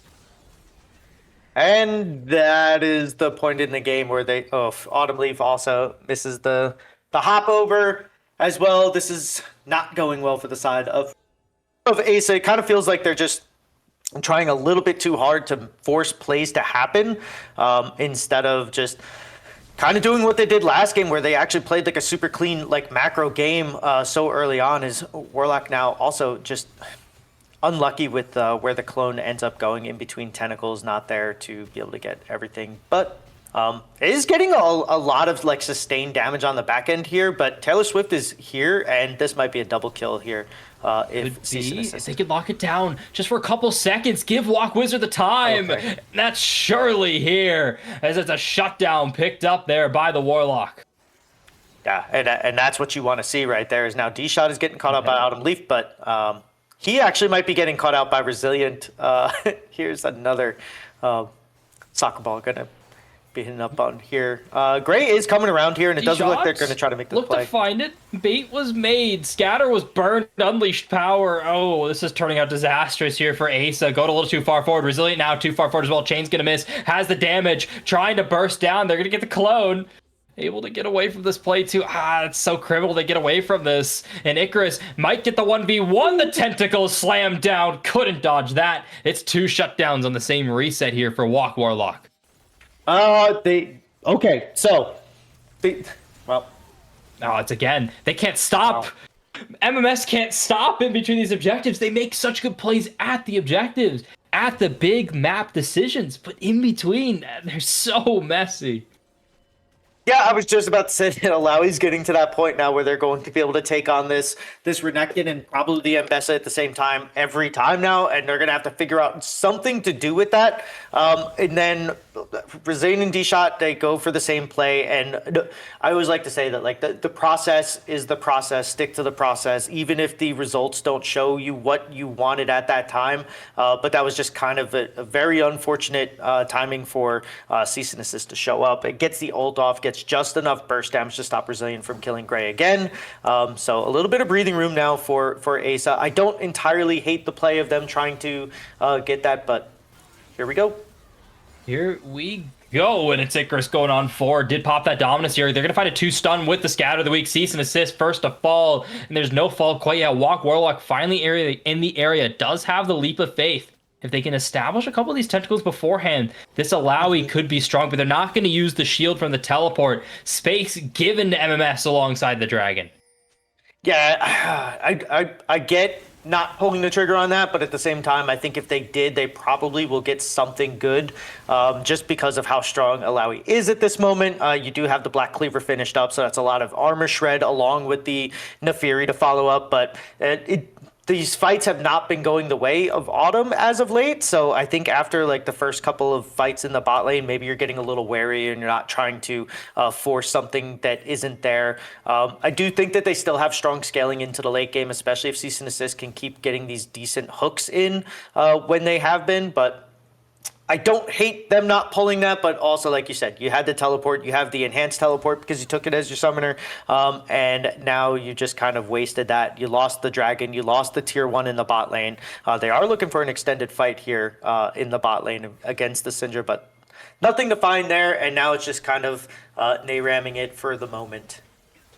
There's that like opportunity to make a mistake there. I guess like on one hand, that's like, okay, that's super an aggressive position, and that's good to do. You have Flash as Resi, but look at the chunk that came out from the LeBlanc dashing forward without clear vision on where this LeBlanc is. She's 2-1, man. This LeBlanc is a threat, and giving yourself the opportunity to get hooked. That's positioning that as Asce you could try and abuse. You just set up for a little bit. You're a little faster on that. Yeah, the problem is that you're putting your Sivir out there as bait, right? Like that is the plan. Is get get the Blitzcrank and Sivir into a bad position. Then we bring LeBlanc in over the top to just zero Resilient. The problem is that I think that Resilient, is eventually going to end up building something that's going to give him a little bit of survivability. As we see the Kindle Gem sitting inside of his inventory, but if he gets something that just gives him a little bit of extra time for Melio to come over and just give him a little bit of, shield and healing on top of it, then that play's not going to work out anymore either. I'd much rather see Asce try to play around this Alawi as much as they can, but now they have Icarus on the opposite side of the map of Warlock. I like this play from MMS where they're just trying to change the advantages that MMS they're trying to counter it, or that Asce have. They're countering it really well now, as Jack is not going to be able to do much to Icarus here, and might actually. No. This is my worry with LeBlanc. She's not like a side laner in the normal mid lane sense. She's not like a Victor. She's not like an Orianna or a Syndra even. Her side laning comes from her threat to kill, but even though like you look at the Renekton's inventory, it doesn't give a lick about any sort of MR. You can't burst as LeBlanc. You can burn your whole combo, and the Renekton's going to hit Dominus and heal it all back up unless you pop your Ignite, and then you're burning your Ignite to get a Renekton to reset already at a forward position. So it just feels so rough. This is where I struggle to justify in my head seeing a LeBlanc like this. Ooh,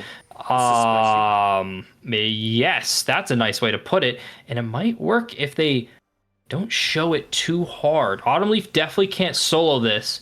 They're going to need to pull Jack here in a second to even help, and Emilio's going to check it up. Solomon definitely has 103 stacks. Yep. I'm well aware of that. 10k left on the Baron. They see it now. Ping's coming down. They're pulling everybody. They were going to try and collapse with the Alawi. Hold up, Asce. Keep up with the masterclass on the macro. TP Bird from the Syndra to move it up to the top side. 4,700, 45. Cease and assist showing up to play bouncer for Solomon. Finds a good scatter. They're going to get one here on the play. 2,700. It's a 50-50. Autumn push out of the pit. Misses the smite. Moves away. Asce at the very last second. Fall. That is extremely unfortunate. Spicy plays have spicy results, I guess. That was a huge gamble. And if that worked out, Asce put themselves in a surprisingly good position. But since it didn't work out, that TP coming out from Solomon was absolutely huge. They were able to basically zero Jack with just a Q and a Scout of the Week. So, really good job from MMS to respond to that. As soon as they saw it, they just like all hands on deck, got right in there, and everybody had that same thing. And then Taylor Swift getting the smite battle up against Autumn Leaf there, they win it pretty much straight up, as even as that can get, as both junglers were kind of like in the middle of that, trying to fight while getting the Baron at the same time. So huge play for MMS here. And now they have to do something with it. They were already getting pressure in the mid lane, but they were losing it wherever Warlock was. Now this gives Icarus a little bit of extra umph as cease and assist. So it's going to find the hook, but there's not really going to be follow-up. Resilient going to get chunked for half, but Warlock is going to be the victim in this play. Flashes away. Doesn't even pop the ultimate to get away. Asce just... The comedy of errors that was happening early on in this game is just starting to only happen from Asce. Yeah, it did. You're 100% right. It felt like in the early game, it was just like Asce would make a mistake, then MMS, and you're like, what are they doing? And what is this doing? How do you get hooked under turret? All this like weird stuff was going on. And then, yeah, I think like the last 4 or 5 instances or unfortunate events, have fallen the way of Asce here. So like now it's MMS's turn to just kind of put the pedal to the metal, get this one over with before they have any chance to scale and do anything. I don't even know if I'm not even worried about scaling at this point. Like it's just you're broken. Mm-hmm.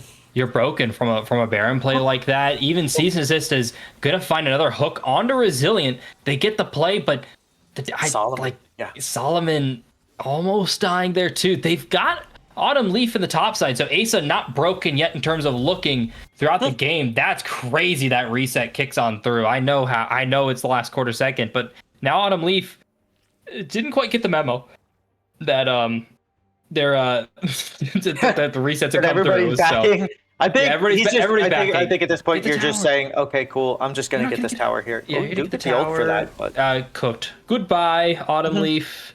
It's gonna go to Icarus here in a couple seconds. Don't worry, it's all good. Which you got the tower. I think you're Good happy tower, with that. yeah. Good tower. I think at this point you're just trying to do whatever you can. After that Baron play doesn't happen the way that you want it to, I think you're just trying to get like the little things that you can. That's a good global gold here now. Good shield from Icarus there, but I don't know if there's a good follow-up pull here. I think Cease and Assist is actually lucky that they didn't get that pull there, because that's probably 3 dead in the mid lane. It's the exact thing from draft. Yeah. It's just the fight's gonna get caused, and you're gonna hook one of the 2 people that you don't want to hook at all. So just it's a messy game. We're in the muck, man. Welcome to the muck. Yeah, and I think this is kind of expected after all of the last minute E-subs and then the 15-minute DC of the Wukong last game, and the slow start in between here. It's just kind of been this way for Asce today. MMS has done a great job so far of keeping their mental where it needs to be, being the nice guys. Maybe that's a little bit of karma coming their way, because they said that they'll be super cool about everything that's happening to Asce. But yeah, they need a mental reset. I think between game 2 and 3, because I don't see any way that they come back unless MMS just starts walking D-Shot and Resilient up into the hands of Blitzcrank. I don't see any way that they come back from this and win this. So I think at this point you're trying to think of game 3. You're trying to think of what you were talking about earlier with the go to your comfort picks, get ready. Because now Taylor Swift's gonna get picked off there, snapped away, low HP to get away. They're gonna burn Autumn Leaf ultimate into the back line. Taylor Swift still 1 HP, might burn to death. It's gonna be a shutdown picked up by the Alawi. They've got the reset from Leaf now, starting to dig on forward. They want to find this fight, but Cease and Assist, that engage that you're looking for. Oh, under the tower, able to go invul. They're gonna find Icarus. Dominus pops. Solomon gonna go unstoppable to get that. With the Unleashed Power, looking for a bit more on this fight, but both teams, they don't want to get into a full fight, but they want to fight. They just don't want to be the one to make the mistake. Well, give Cease and Assist a couple more seconds. They're going in. It's like an ARAM at this point. Cover me, I'm going in. Yeah, I kind of like that play from Leaf. Just if they would have gotten away with it, I guess. I understand you're trying to do the reset. You're trying to get them to burn flashes and everything else. But, bro, you're under a turret with 4 people there. You're not going to one-shot anybody on the Snifiri at this point in the game. So a little bit overzealous there, I would say, coming out from Autumn Leaf. But still not bad. You did catch Taylor Swift. You got a shutdown going over to the Alawi, who's a little bit stronger now, has the Starks completed, sitting on 3 items there. So I do like the overall play from Asce to at least get something and catch Ambessa out, but the follow-up play was a little bit too much of an overcommit there, and now you're dealing with the complications of that, where now you've given up a lot of positioning over on this Baron side. The mid lane is just going to just keep getting shoved in, and at least Warlock is pushing in on the top side here, and you do have a free push going into the bot, and you do have the option to kind of maybe swap Baron for Dragon, as long as you can let this, I mean, they're going to let this sit for at least 15 seconds. So I like this from Asce. The one thing that can't happen is you can't have another Smite steal with a couple losses on the back end of the play like they did last time that there was a Baron. For now, this is the soul for MMS, and you don't want to lose it for free. You've got the Alawi shield. This is the play that you need to make, but they're so zoned off. They're so zeroed in, tunneled on this tower even. They're going to pull out way too late, so the soul picked up by MMS. Exit frags now on the horizon. Asce cannot get them either. They didn't go for the Baron. They got the mid tower, so mid tower for soul.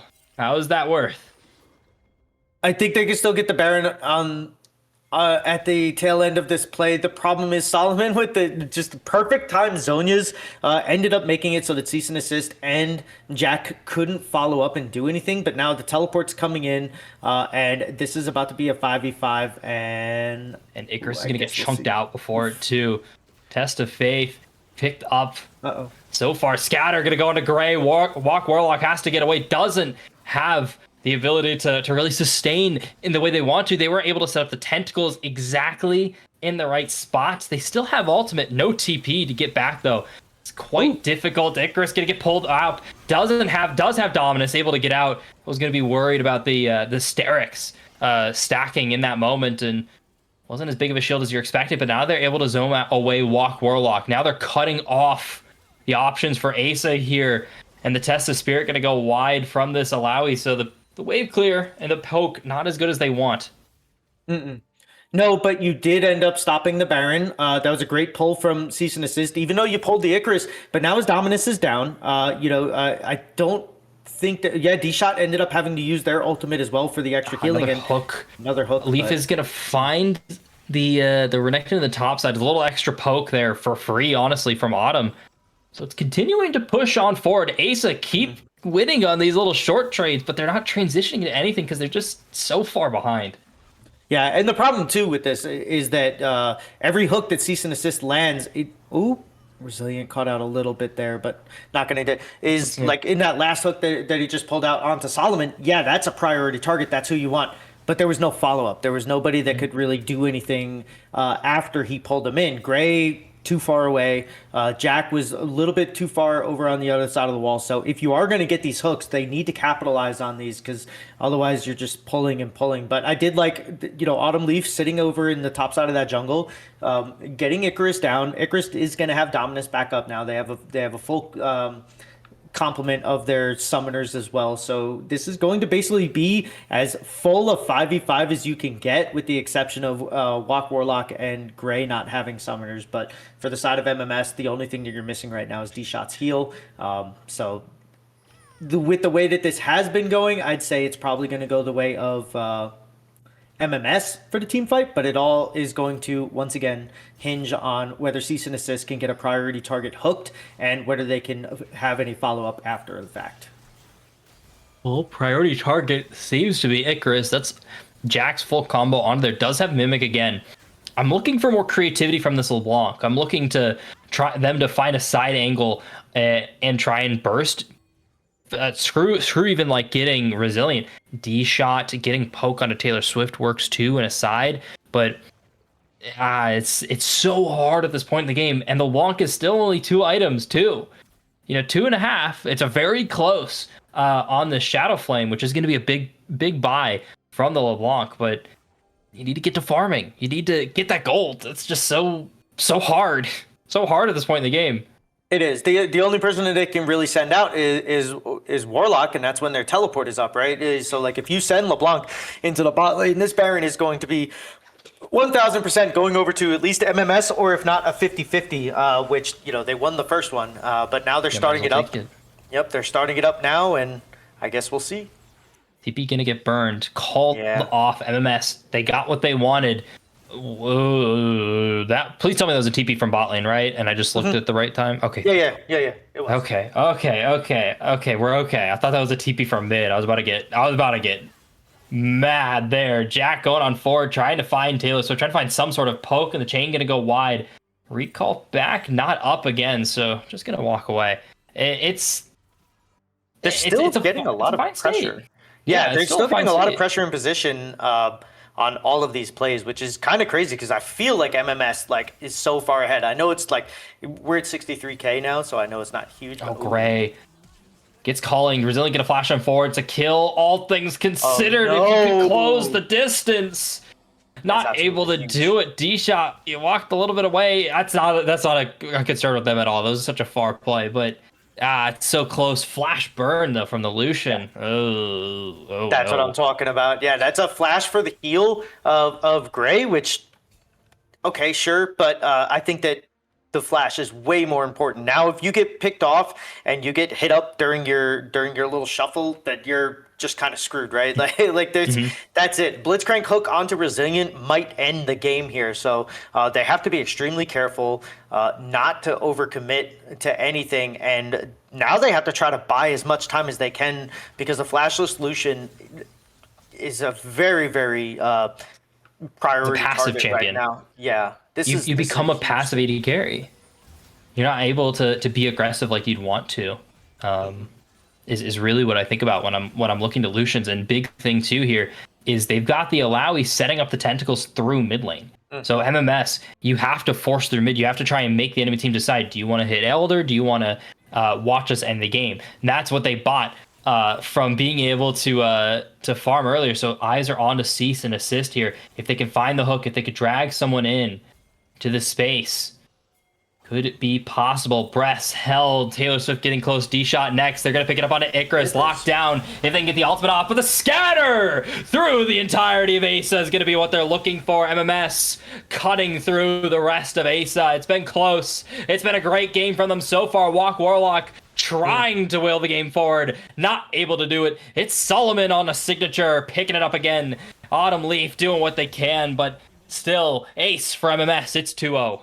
That scatter was absolutely massive. You hit 3 members and you just saw all of their health bars just go down so quick. That was absolutely insane. Solomon on this Syndra has been almost an unsung hero of this game. Like every single time that a fight looks like it's going to go the wrong way, it's Solomon showing up. It was the TP around the first Baron that just completely negated Jack. It was just every single time that MMS needed a big play or an answer to whatever Asa was doing, it was Solomon on this Syndra. So huge pickup from them. I absolutely love that play from the get-go. They didn't allow LeBlanc to push and roam. They didn't that much. I think she got like 1, maybe 2 off. 1 was successful. They didn't give any free kills over during the laning phase when they're a little bit weaker. Just very sound play from Solomon. Huge job from them to just kind of turn every single fight around there. Absolutely love it. And that's a big win now as MMS is going to be up 2-0 in this series. Yeah, they're in a much more comfortable spot now. This is that triple kill from the bot lane.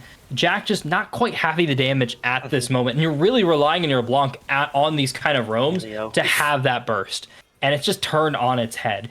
The barrier's up. There's no heal on this Milio. You're seconds away from the exhaust on the Blitzcrank too. That's a cooldown you really should be playing around. And those little itty bits of difference is what's turning into these massive, what is seeming to be massive leads, but Asa are clutching up in the right moments. The macro's great. The decision-making is great. I still stand behind that Baron. It's just the execution is not quite there. Little bits and pieces are missing to complete the puzzle that is a win for them, and MMS are just happy to wind along the mountain pass. That is these longer game twos, these longer series. And they're proving that they have the stamina to go bar for bar in a series like this. Even if they are supposed to be the favorites, they don't really care about how they win. They don't seem to be too bothered that they're getting into these uncomfortable situations. They got the win, and they look good doing it.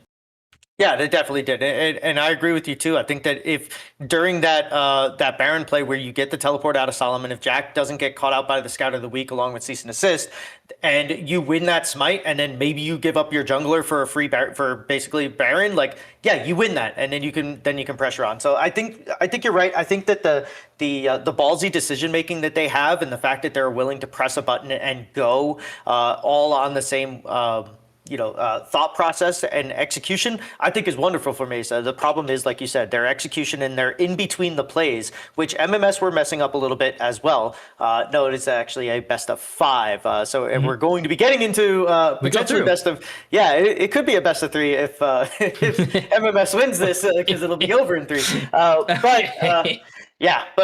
Good one. Yeah, I think they're both kind of getting a little messy in between the plays, and I'm with you. I think that Asa is just, they're making more mistakes or more costly mistakes that are just the difference in between these games.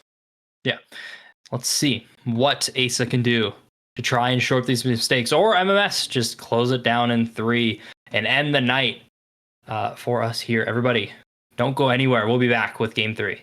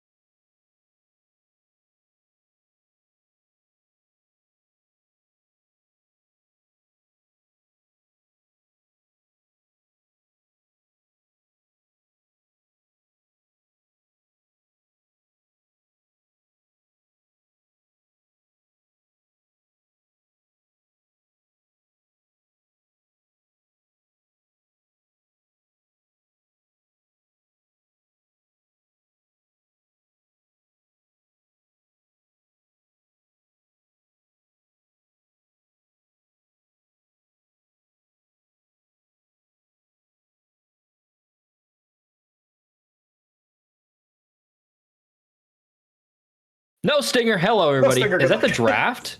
Oh, it is. The draft.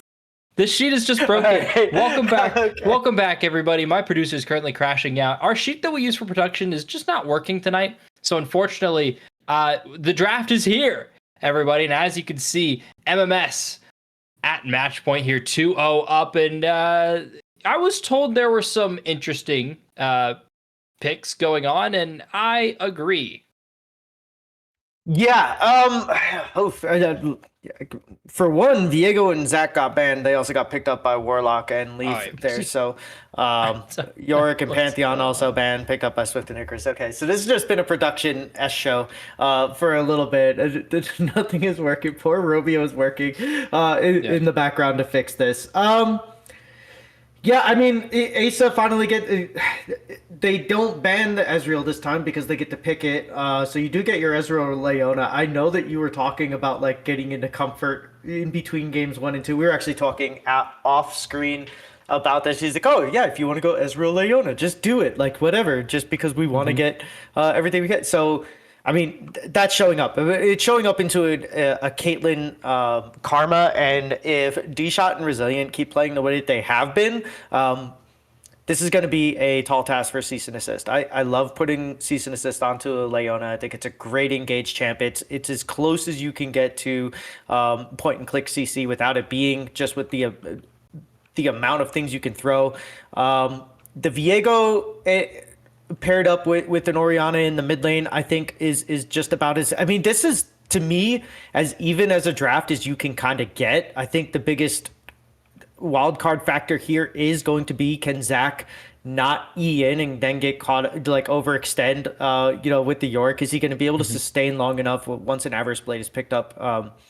Or not Avarice. Gosh, that's classic League. I'm sorry. You can do it. Yeah. But once anti-heal is picked up by Yorick, if he goes for it, or is it just going to be like a hard noodle fight up in the top lane? But I'm worried about the Zach being able to deal with the ghouls, because I don't know how he can auto this down quickly. Just gonna sustain through the damage, I guess. I guess he's spam W through it, so you're maxing W as the Zach, which means like you're good.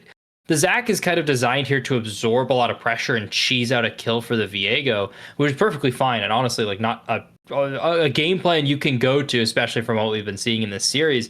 But I'm just looking at Ahri Pantheon, and there's just not a whole lot of mid jungle 2v2s that you can go. Also, the same two champions from MMS banned and picked. Actually, the entirety of the bans in picks from their side are the same. So wonderful. We don't know what's going on there. Don't worry about it. And Karma Caitlyn.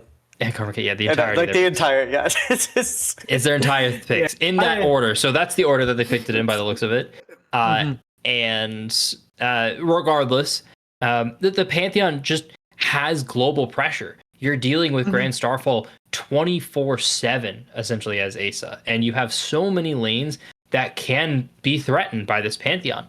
I do worry for MMS's front line, non-existent, and it's the same thing as we saw with the Alawi last game. You can roam as the York, you can roam as the Alawi, but what you offer is just not the same as if you were somewhere else.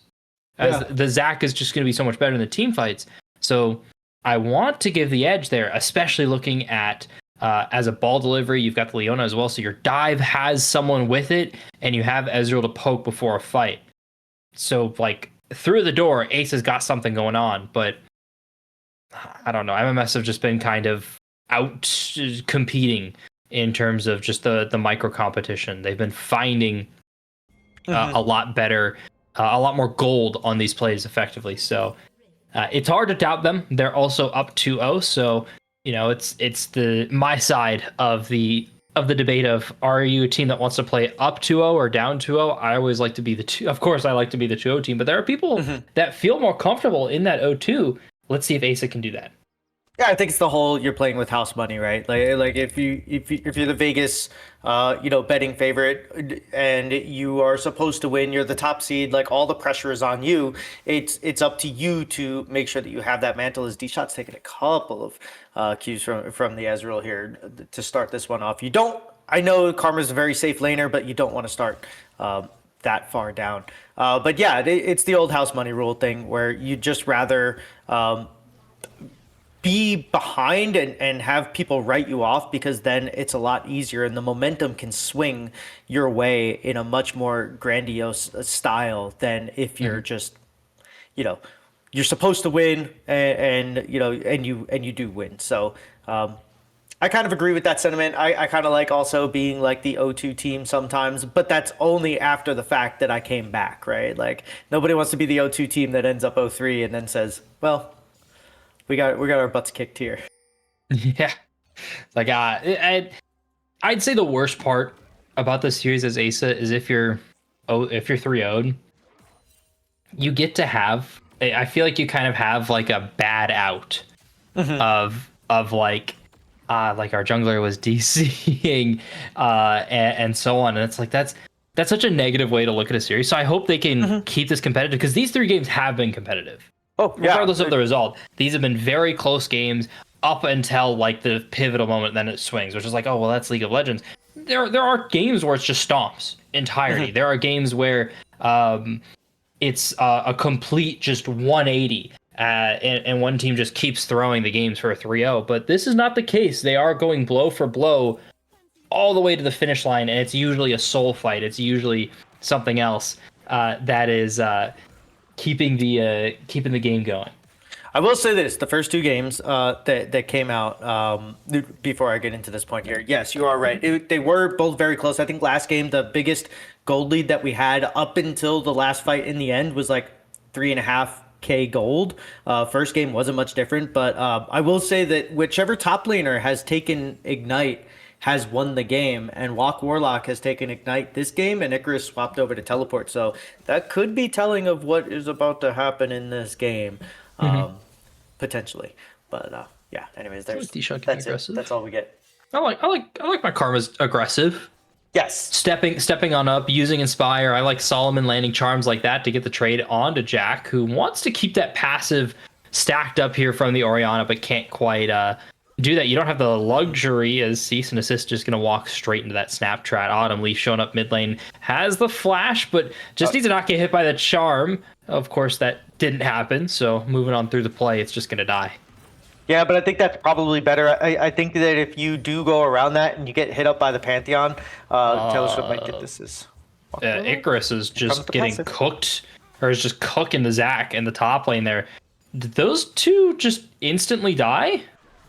Those 2 blobs just like disappeared. Am I crazy? Did I miss that? I think maybe the ghouls were hitting them or something. I don't know. That was kind of it did look a little weird. I don't know. Congrats on the first blood.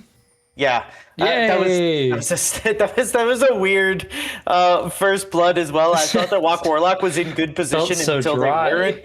But as we get back into this mid lane here, Jack is going to try to get this wave to push up a little bit longer. They tried to deny as much CS as they could out of Solomon, and if we're looking at this mid lane matchup, these first 2 games have handily gone over to Solomon, I would say, at least by the end of the game. It seems like Jack has been in the position just not enough damage to do what they've wanted to do up until these points, I guess, right? And so now this game, you have them on an Orianna where they can be a little... It's a heal. Close. Very, very close. Heal going to get burned there by Cease and Assist. Able to flash away. You're missing that, though, from the Leona around this Dragon Timer. But it's pretty early to be contesting that with the full bot lane. You want to try and get 6 before you're really starting to go for these objectives, because Solomon and Jack are still pretty gridlocked in this mid lane. Jack has just that slight lane advantage. That's what they've been doing really well. That's like your caveat, is Jack is usually getting out of these lanes in a great position. Think of the Victor game, which, yes, they got the 2 assists, but they ran away with it. And even in the LeBlanc game, 2-0, off their own roams, off their own pushes, it's just never transitioned. And it's that transition that I'm looking for. And so far, not quite on the table, but Viego is one of those farming junglers. Yeah, and I think that he did try to gank early on, but ended up eating the charm instead.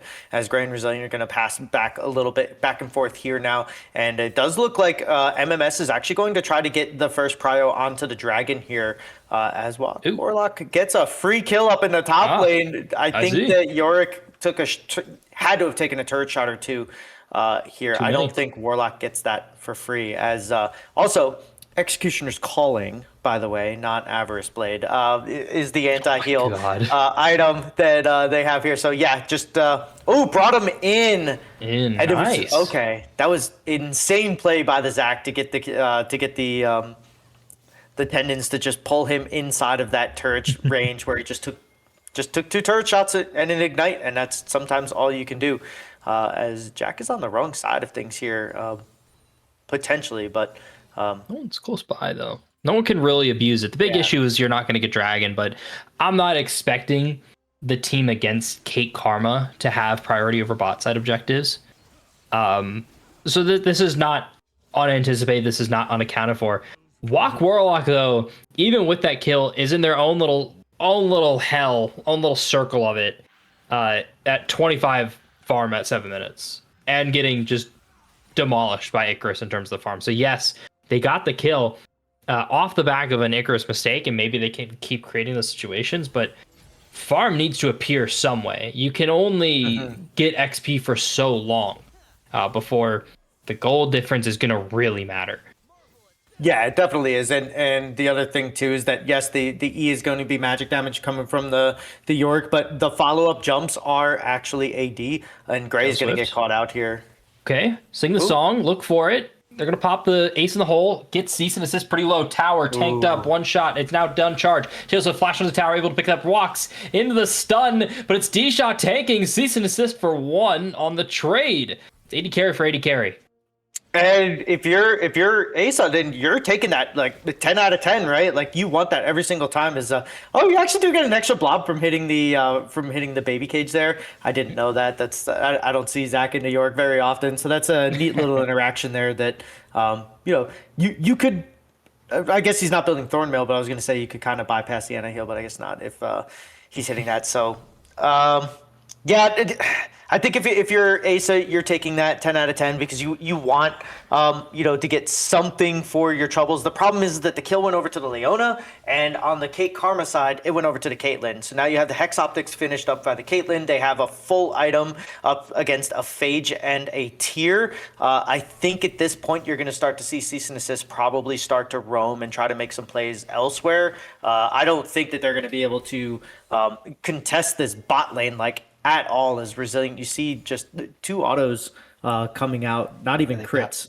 Hex Optics right now, and Solomon's on the roam. No pings as well. Solomon pops the Spear Rush, trying to get close. Gray and Starfall is going to lock down Cease and Assist in a second. They get the stun, though. Target swapped to the Leona. Gray going to fall next. Tower tanked up by Taylor Swift. It's still 1 for 1 on the play again. And Cease and Assist is alive. They sent 4. They're going to lose Grubs in the top side. This is so good for Asa. And I get it. Yes, once again, you're giving the kill to Leona, but holy crap, that is insane that they get the ultimate from, or they get the Grand Starfall. You get the Spirit Rush from Solomon, the forced play into the bot lane. You give away a complete turret and a cannon wave over to Jack for free. And you end up getting the Grubs on the backside, taking those away. Not that it's super important for Locke, but it is super important to make sure that Icarus doesn't get it on this Yorick. So absolutely huge early on for this bot lane. And then Cease and Assist ends up dying. And then Cease and Assist just kind of forgets. While I'm baiting them, they just die. Yeah, it's unfortunate. We can't make it through a full glaze without them just absolutely making a boneheaded mistake. And Gray, next up on the list, is going to get rid of Resilient. Finds it. Doesn't have the Snapchat. Doesn't even need it. They've got Ace and a hole to finish this up anyway. D-Shot tanks up the tower perfectly. And it's another kill to Resilient. 3-1 on this Caitlyn. And that's not what you want. Caitlyn is one of those champions. I wouldn't say that they are just a late game carry, but they are a pretty strong late game carry where they'll be able to just hit from so far out, and we're going to see how this play goes down. Cease and Assist just kind of standing here. I don't see where this even goes into them. Oh, never mind. This is the earlier play with the Pantheon. We saw this one already. So yeah, this is the dive that didn't really work out in their favor. I thought this was a huge play for the side of MMS because you do get the kill on the backside. D-Shot actually almost probably could have executed, and then Taylor Swift would have been able to, or the Caitlyn would have been able to get out. But now it's just to the point where you have the Hex Optics, you have the Berserker Greaves, and I think from this point on, this has to be just Caitlyn taking over this game. They have their quest finished up now as well. MMS is in a very good spot now, even though that they've had 2 dives that I think were like kind of wins for Asce. You do have a huge lead for the Caitlyn. This is just cease and assist. Yeah, I don't know what they were thinking. Don't know what they were thinking either, man. Right there, you don't have Sheen on your Ezreal at that moment. You don't even have Sheen on your Ezreal right now. They're rushing mana immune, so this is a no damage Ezreal coming in to the dragon. Autumn Leaf trying to bait out Jack for a play on a Solomon, but they can't quite find it. A very pivotal dragon here at this moment. The 2 teams are as close as they're going to get up until the 4th one, where they're going to be around that 2-item mark, and the top laners are still not a factor in this moment. So how can you make your impact as the Asce mid jungle at this moment? This is kind of like the payoff that we've been waiting for with this farming Viego. And I don't want to see a Viego team fight with just Kraken Slayer. I gotta be so honest. Yeah, no, you want a little bit more. The problem is that I don't think you're kind of forced to do this, right? Like you don't want to let MMS get up 2-0 on these dragons. Why are we face checking the banana brush? Out of Leaf, able to flash away, has to Heartbreaker out and pops the blast cone to get away for extra measure. MMS just gifted a dragon at this moment. Yeah, I think you need your Orianna at least closer if you're going to try to face tank that. Like, you can't do that. You know that they're waiting around. You only see the 2 members. You see Solomon sort of like kind of chilling. You know that Taylor Swift has to be in the area here. And I actually wouldn't be surprised if we get a Grand Starfall behind this Orianna, or at least a Force Flash, something. Nope, never mind. They don't pull the trigger. But yeah, this is not. I wanted to.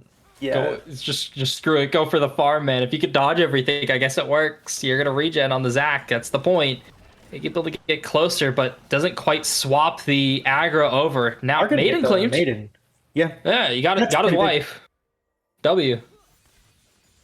Yeah, that's actually kind of worth. I think you basically trading ult for ult, and we do know that Yorick is like half a champion without the Maiden, unless you're landing your E's and you're just getting so much free damage with the follow up minions. Warlock having a very rough time up here. I'm kind of curious because we didn't get to see it. What was picked first, and if this was Warlock just saying, "Give me the Zac, I'll deal with this in the early game, and then come late game, as long as we can stop Yorick from just pushing whenever he wants, we could actually just win this off of my dives in the back line and just creating chaos." Because this is a rough matchup for the Zac. Is nightmare. It's past nightmare. It's done. I think I really expect to see a Viego impact the top lane more in this kind of a matchup. You have a Zac. You have to. You have to, man. It's the same thing as a Malphite. It's the same thing as an Ornn. It's that game plan. You are going to get Viego fed through ganking top, but now we just aren't doing that. We haven't done anything, honestly, as this Viego. We've been farming, and that can work. You and me both know, Fel, that it can work, and this might be the payoff here. Able to flash away from the solar flare, and not much else here at this moment. Just has to kind of call off on any sort of mid play because resilience in the area alongside Taylor Swift. But you do have the Triforce completed on the Ezreal. It looks like they did pivot over from trying to finish up the Manamune to just saying, never mind, I'm going to get this. So you do have that as double. Yeah, Gray's Great. taking a lot Goodbye. of damage. Yep. Flash under the tower, man. Just a victim. Continuing to be so. Pops the shockwave. Looking to find the burst onto Resilient. Can Autumn Leaf and Cease and Assist get at the distance closed? Not able to do it. The Karma shielding coming in. Jack starting to turn their pressure onto Taylor Swift now. Shield pop now. Stunned. Locked down. Kill going over to Jack here. Asce. Life starting to come back through into their cheeks, but Solomon dashing on through with the Spirit Rush has to walk away though. Autumn Leaf is the Pantheon, so the stun is pretty scary. Okay, so they did blind the Zac, but I mean either way, it still goes to the same here, right? Like he's still just sitting there taking all this damage. I mean, with the amount of damage, I could only assume that by the end of this game, Icarus is gonna have like 85,000 damage on this Yorick, and it's all going to be just like pre and post mitigation from the Zac and the heals, because it's insane. But yeah, and like you were saying, we can't. Oh, as well. Warlock is going back in. No, he's dead eventually. Alive. Eventually, dead inside from having to deal with this. Yeah. Yes.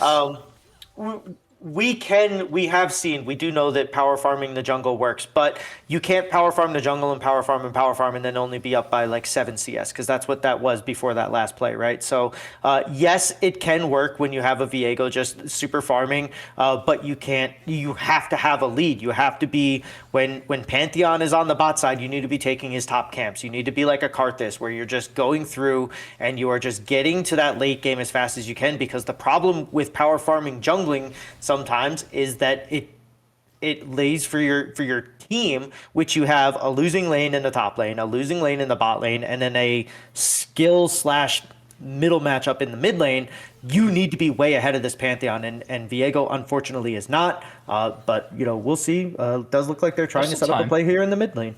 The good thing about Viego is that you're always able to kind of grab the body of someone a little more effective than you are at the moment. Karma, not quite the case, is going to end up walking into the snap trap there, but they're going to close the distance on a Resilient. Heartbreaker misses. They don't have the damage for lethal anymore. Resilient still alive, holding onto that shutdown. 15 seconds, though, before the dragon. Yeah, and they did have to back off a little bit there, and the cleanse is gone. Won't be up for the dragon fight, so I do like this play from them. You do catch the Karma out. I mean, that was kind of free. Resilient is sitting in the mid lane here, and Gray is starting to get a little bit of damage here. It's an 0-4 Ezreal, but you do see that every time that his Mystic Shot is actually hitting, it's doing a good amount of damage. So this is still something that you can play around. You can still kind of poke out a little bit. Is now Grand Starfall coming through. They're trying to fight for the dragon. They're fighting for the dragon. Their Autumn Leaf out of the pit has flash to get over in a couple seconds, but not able to get there in time. MMS just happy to get another objective leash for them in this series. They don't even have to lift a finger. No, and at the same time, they get to pull up on this top lane too, and just getting all of the pressure. This is a tier 1 completely gone, tier 2 almost gone, and I think there's still 5 plates on the top side here. So definitely don't hate the comp, but Asce really needed to send Autumn Leaf to the top side and help the Zac out, because this is now an 80 CS lead for this Yorick, and 5 plates, about to be another 3 plates. This is huge for the side of MMS, and they're getting everything that they want. And when you have such a strong top and bot lane to play around, this is what's going to happen when you don't have your jungler interfering and he's power farming like you were talking about earlier. Yeah, it'd keep us up there on your main monitors, but there's a pretty good series going on between XSV, Lust, and Theory of Everything as well at the same time. Don't forget to check them out. Support everybody else here in the Titan Olympus League. Another objective going over to MMS. The kill's not quite evened up, but we're going to see another one here in a couple seconds. Walk Warlock caught up between a rock and a hard place. Gets the jump off, but good positioning from D-Shot keeps that route going on through. Ace in the hole just to claim the assist. Yeah, I wouldn't even say that was like overkill or anything, because you do end up just kind of getting him as well, he actually almost lived to that. I think if he had Merc Treads, maybe he lives to that, right? Yeah, unfortunate for Warlock here, as now I think it's just, it's so much, and now Jack gets caught up by... slowed. You're going to get ran down, buddy. You're just done. Just on Shockwave to live for a couple extra seconds, but sent the white after and into the baby cage. You can't get out of there. Icarus now has to turn their sights though onto Autumn Leaf. Has a chance with the stun. Heartbreaker puts the damage, puts the work in, but no shutdown. Okay. Riot, your shutdown system is broken when you are 80 CS above your laner and a kill. Like, come on. Like, that's that's crazy. And 2 towers, by the way. Anyways. Yeah, cease and assist. Every time that they go in now, this is almost like Nautilus level. Every time they go in, you're just kind of dead. You got Bandle Pipes with an Ezreal? What? Yeah, I don't know. I think the Protoplasm would have been a good pick here. Instead of that, I don't know. Maybe you're trying to go for when you have the Viego later on, right? Like when you're playing around for team fights. Because eventually, Asce do want to get into a team fight situation. They want to pressure a lane and shove it out so that Yorick has to respond to that. And then once they're on the side, they can go 5v4. That is the game plan, at least on paper, for Andromeda here. So in a sense, I do kind of understand the Bandle Pipes, but I'm with you. I don't think the Ezreal was the pick to go along with Cease and Assist Leona's. Cease and Assist has been doing a great job with their engages, like from the Blitzcrank to the Rel, and now on to the Leona. I think that their playstyle suits them very well, and they're doing a great job. I just think that pairing this one with an Ezreal is probably not the best. But here you go. You are getting a good catch onto Resilient here. This time I tongue bathe, and they make the good play. Yeah, it worked, and now they got to turn it onto Taylor Swift to Autumn Leaf, though. Whole Heartbreaker eaten up by that Shield of Daybreak, so Solomon going on a killing spree. Charm found. They've got the Shockwave, looking to try and turn that into an extra one, but can't quite do it. D-Shot picks up that next kill as Jack and Gray continue to try and get away from any sort of play. Okay. Gray's going to get 1 kill onto Taylor Swift, but they aren't out of steam yet. MMS running down what's left of the Andromeda team. It's 4 for 2 picked up on the play. They could set their sights on the Baron, but they want Gray first. They just have to settle. I was going to say, if Gray gets caught here, that Walk Warlock is just going to be like, bro, really? Like, I just did all that just to get you out of that. But good play from MMS. Asce had him caught, but there's just a little bit too much catch-up on the side of MMS to play around. They're so far ahead in so many different ways, as we see once again Solomon ahead of Jack here. As cease and desist. I mean, you get a great force flash and barrier right away. You get the karma to use everything that they have, and then once the Grand Starfall comes in, I think this play is dead. You need to find a way to get out of here, but they keep trying to go through. Autumn Leaf a little bit overzealous, and cease and assist. Obviously, they've been doing that this entire series, and this karma. D-Shot, I don't know if you saw how low Taylor Swift was right there, but that was an absolute game-saving, potentially, Mantra Shield there from the Karma. So great pickup by them. Is now Resilient gets the...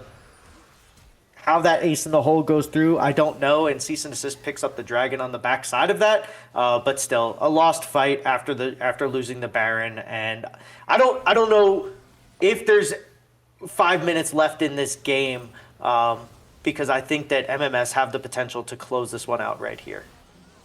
MMS just at the end of this game. It's a formality at this point that they've got to take down the towers. It's a formality that they've got a couple more team fights to end out this game. And I think Asce might just end up giving it away. Autumn Leaf getting ran down in their own base. Just barely able to get away from Icarus, but now they're able to close the gap onto Walk Warlock. It's just the inhibs left at this moment. They've got the maiden. They've got 6 champions in this base. Asce cannot deal with the siege. They've got so much work to put in here. Yeah, I mean, you're going to get the Solar Flare. Maybe this is the team fight that turns around. But unfortunately, Shockwave only hits Icarus. Yeah, it only hit Icarus, and Jack can't get away from that spear. Taylor Swift continuing on to more. This time, living on low HP. It doesn't matter anymore. MMS 3-0 in a final dominant fashion. Yeah, and I guess I don't know if that is everybody has no in-game audio, but I never have it. I never have it on the Discord, I never have in-game audio, so I'm used to it. So we started. So we apologize. It has been I think for Asce and for the casting team, I think it's been one of the nights of all time. It's been a night, right? Yeah, it's been a night. It's just it's been kind of crazy. Congrats, D-Shot. I see you pulling up into the chat here. Resilient and D-Shot in the bot lane, steady throughout the whole thing. I still think that I would have to give this over to Solomon as far as MVP, as MMS just completed their three-game sweep over Andromeda, Esports Ascension, and it just feels like Asce just never got.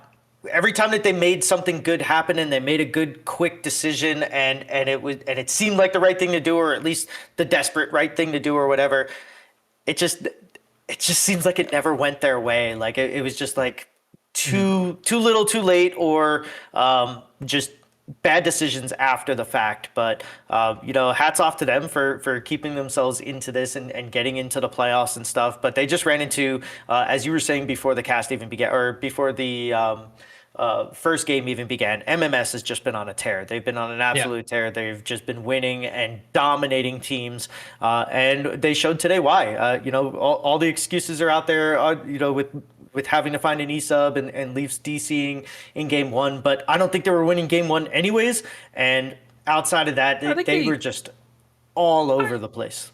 I think they were in a good enough spot, but I do. I think there was definitely a chance, because I imagine the internet issues definitely wasn't the first time it cropped up there. At that moment, it just finally manifested fully. Regardless, it's a 3-0 internet or not, connected or not, they ran out of time, and we've got to kind of end it out. So MMS 3-0 move on in a dominant fashion, and there is a big series going on over at the Bloom Gaming stream. We showed it up earlier. We'll probably raid them out as well to watch XSV Lust and TO finishing it up. Whoever wins ends up, I believe, I don't know if they do it here, but I believe they end up facing MMS, and MMS have a great matchup into both those teams. So with that being the case, I've been Halfling, joined by Fell, observed by Darth Laser, Romeo on the sticks in the production booth. It's not his fault, it's the sheet. Blame the sheet. It's not my fault either. Enjoy your night, everybody. Have a great night. Oh no, we're still stuck. Yes. Oh.